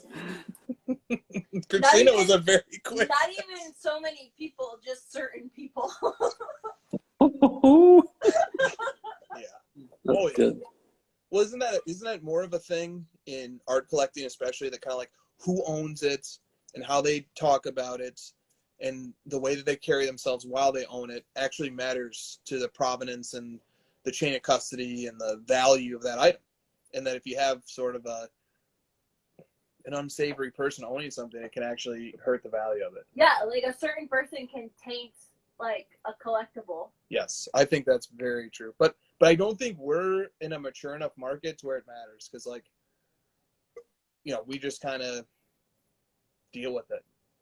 Because, like, I think we've all been in a position like that before where we own a card and we have it in common with somebody else and we don't really like the way that person talks about that card, right? Or cards that hit the auction block that you thought a card was rare and it was desirable and you didn't think people would sell it, but it keeps showing up in every auction like once a month and it's like, ugh. Sounds about right. Okay. That was just a simple question, yes or no question. All right, Green Eye Sports 24 says, talk about the situation with 21-22 Prism football and the market in light of the release happening after. Yeah, so Prism football isn't coming out until next month. And What? Yeah. Yep. Like Trevor Lawrence? Like no, yeah, the Mac Jones, Trevor Lawrence, Yeah. Trey Lance, Justin Fields draft class. Like that Prism is neat. It's still not out. What? Yeah. Crazy. Gosh, are you even in this hobby? I told you guys know I don't like pay attention to products, just so you know. I don't pay a bunch of attention either. But like Christina, I will buy and open a box or two of Prism. And we usually buy a box for Stiff Arm Wax for Christmas. And that's how I really noticed. That's when I really noticed it. Yeah. So he got nothing this year? Somebody, Breaking Sports, said it's actually March or April now. It just got pushed. Yeah. No. Carvin said March 2022 in the chat. Oh, wow. That's crazy, man. So Prism That's football so late. coming out like it's because of warehouse production manufacturing issues, and Right. COVID pandemic related stuff. But doesn't like Flawless or Immaculate or one of those always come out after the season? Wow. No, Mosaic Stiff Arm Wax, not Spectra. I got excited for a second there. All right. All right, he can stop talking shit about the Christmas present I gave him as a filler, okay? All right, Slab Sanity says, if you had $3,000 and can choose between LeBron or Jordan for profit in 5 years, which one do you choose? Yeah, I push certain ones down to the bottom. That is like not even trying to hide the undervalued type answer. That is just straight to the point. Right. Well, the answer clearly is LeBron because he's coming up on the scoring record, and that's going to give him a monster boost. Isn't that the answer you'd hear on most channels? Oh yeah, LeBron's going to break the scoring record, and then he has a chance for titles, but then he's going to retire, and then he's going to have the Hall of Fame, and going to have 8 documentaries. So and then he's going to pretty run much for president, and then world dictator, and then he's going to go to space. He's gonna make America decentralized. Oh, His slogan. Every time that I'm about to say something nice about LeBron, I just think I'm like picturing what Christina's about to do. Wow, well done, Christina. Obviously, it's Jordan because he's getting older. So. Oh, there's the competing theory. Jordan's gonna die. Oh my God. Jeez. No, somebody on Clubhouse said, and I won't quote them, but they said athletes profit off of us while they're playing, and then we profit off of them when they die. Oh my God. Yes. It was very I mean, you've seen like how when, like unfortunately this happened when, Kobe passed, people like rushed to eBay and like there was that whole thing and then like the G.I. Joe thing and that keeps happening over and over. But yeah, I would hope that like someone's death doesn't necessarily contribute to like these financial markets. It's kind of morbid. Yeah. And the other thing is that like I think it's very short-sighted too, because it's a short-term elevation of that player into the public consciousness, but after they pass away, things go right back to where they were when they were retired. So like, yeah, people start thinking about that athlete for a little while, but then they stop again. And there won't be any future events that athlete could participate in that will raise them to the public consciousness again, unless they're like a measuring stick and their statistics are being used and they're brought up when mainstream news outlets are talking about them and stuff. So like, it's not even I don't even buy into the theory that the death of an athlete is good for their market. Maybe there's a little bump that happens, and historically there has been. And if you have a really tragic, unexpected situation that like reorients the way people think about an athlete, like Kobe, that's an exception. But I think that's an exception that proves the rule. Generally, in most instances, an athlete is dying at a healthy, ripe old age. And that's the likely outcome for vast majority of athletes. So I would love it if we just killed this way of thinking about death as some sort of profit scheme. We've just never, you and I, and on the show, we've just really never thought about markets in these very short-term lenses. Like we've always thought, like you're talking about LeBron James and Michael Jordan. What is there to really think about in terms of these short-term events? It's all long-term. It's all, you're buying this stuff to hold. I have so much LeBron stuff that like going back to that topic of being nervous. I'm not nervous at all because there's just I have so much to look forward to in life and enjoying everything and reminiscing over those cards that I've collected over the years and enjoying his career and watching YouTube highlights. There's just like there's so many things that are ingrained in me forever with LeBron that I just him building a school or him running for president or whatever those might happen, but I just don't think of them in terms of those individual events. It's more of the macro. Yeah, sounds about right. And like, there's nothing overly complicated sort of about the theory that if I collect the cards that I like of my favorite player, and there's probably other people like me out there, and there's going to be more people like me out there coming into this market into the future, odds are that market's going to be strong and probably continue to go up at a reasonable pace. I don't think it needs to be any more complicated than that. If you want to play the game of like Jordan versus LeBron, which one's more, I just don't really find that game that interesting. And I don't think it even means anything either. Like, well, one guy went up 6x, the other guy went up 5x. So what? Are you enjoying collecting cards? Do you like the card? Because things can change also. And yeah, I don't know. I wish I could collect both those guys. I just can't afford it. So it's like, I even said to myself at one point, like, stop buying Michael Jordan cards because it's money that I would rather have to like make my LeBron collection deeper and better and more like satisfactory to myself. And so it's like, stop buying Jordan cards, you idiot. I get distracted by it. And I'm sure you're thinking, you might think the same thing in the reverse, because it's like every time you buy a LeBron card, it's just less money that you have towards making your Michael Jordan collection better. It's as simple as that. Yeah, I had a friend that we both know who collects LeBron and Jordan come up to me and say, like, dude, I was just thinking to myself how silly it is that you have a better LeBron card than any LeBron card I have, and you're not even a LeBron collector. And I was like, yeah, I do.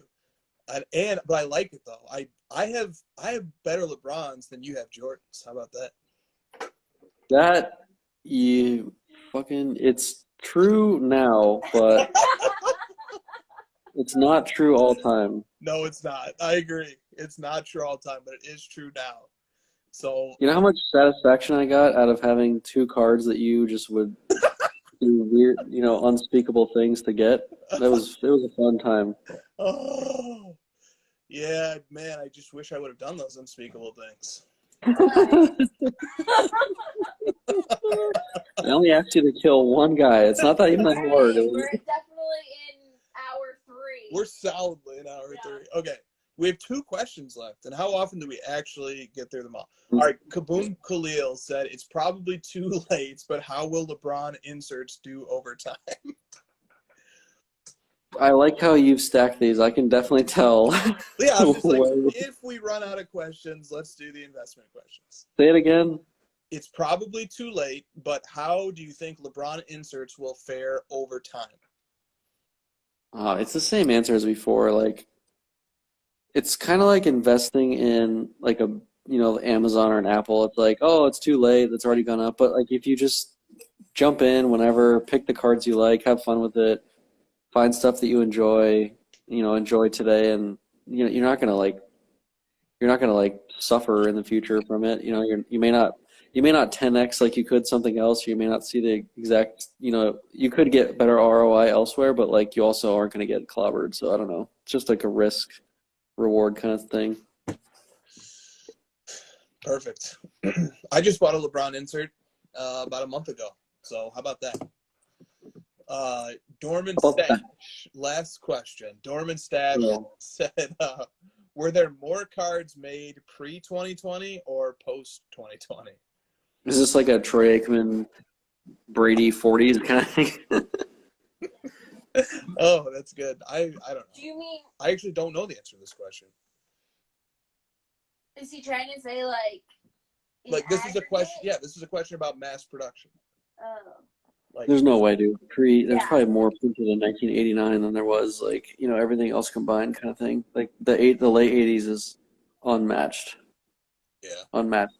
Because today they're definitely still thinking about production over production, and then they were not thinking about it at all. It was just like whatever, just freaking print it till we run out of ink kind of thing. Yeah. Yep. What is your best LeBron? The 2018 Gold Prism, right? Yes. Yeah. Oh, yeah. That's by far. That's my best one. Someone on the candy asked. Oh, okay. Well, I don't have it with me. It's at the bank. I'd love to show it. I just didn't plan on talking about it tonight. Someone asked in the chat, "What's the LeBron I was talking about that I haven't shown in forever?" Same answer. What? It's at the bank. I don't have it. Oh, yeah. Yep. Well, that's all the questions for this week. Somebody's sending a lot of hearts, too. Okay, that's all the questions for this week. Oh, it's Cards and Candy. Shout out Cards and Candy. Thank you for those polls that allowed us to do the over-under. Christina's rants. The over hit huge on Christina's rants. Josh, how many Trulies have you whacked down tonight? I am halfway through the 4th one. Sorry, guys. So the under hits, but I could have told you that. I mean, I told you I've never had 5 on the show ever. So it's like you're betting against something that's never happened. Yeah. Well, a lot of people, I was like thinking to myself, what odds would I need to have taken a bet? Did we talk about this? To take a bet that the Pokemon case is real. Oh, you asked me that. Yeah. I said like 1,000 to 1 because I was like, "There's no way." Yeah. Yep. That's. Yeah. Well, I don't like losing any money, so I'm glad I didn't take the bet at all. Nope. GI, dude, it's just like the poetic ending is just so good, and Rattle just enjoying every second of it. Oh my god. I agree. Well, G.I. Joe. Any final thoughts here? Go watch the G.I. Joe PSA videos after this. What are they? They look familiar when you were showing them. It's like I said, it's like I think it's like the actual G.I. Joe cartoons, but someone dubbed over like hilarious. It's like bad lip reading kind of thing. Like they dubbed over hilarious audio over the top of it. Got it. All right. That'll do it. See. Oh, Josh needs to end this, actually. It's his stream. I thought you were going to reset the room one last time. No more resets. There's nothing to reset. All right, guys. We'll see you next Friday. Enjoy your weekend. Card Ladder, the best sports card app on the market. The future of sports cards is here. Card Ladder is the 21st century price guide and market analysis tool for sports cards. The best tools to help you track your cards. Watch the trends, stay informed, compare cards, and track the growth of your personal collection, all in one simple and intuitive platform. Join the innovators, not the imitators. The future is here. The future is now. Card Ladder.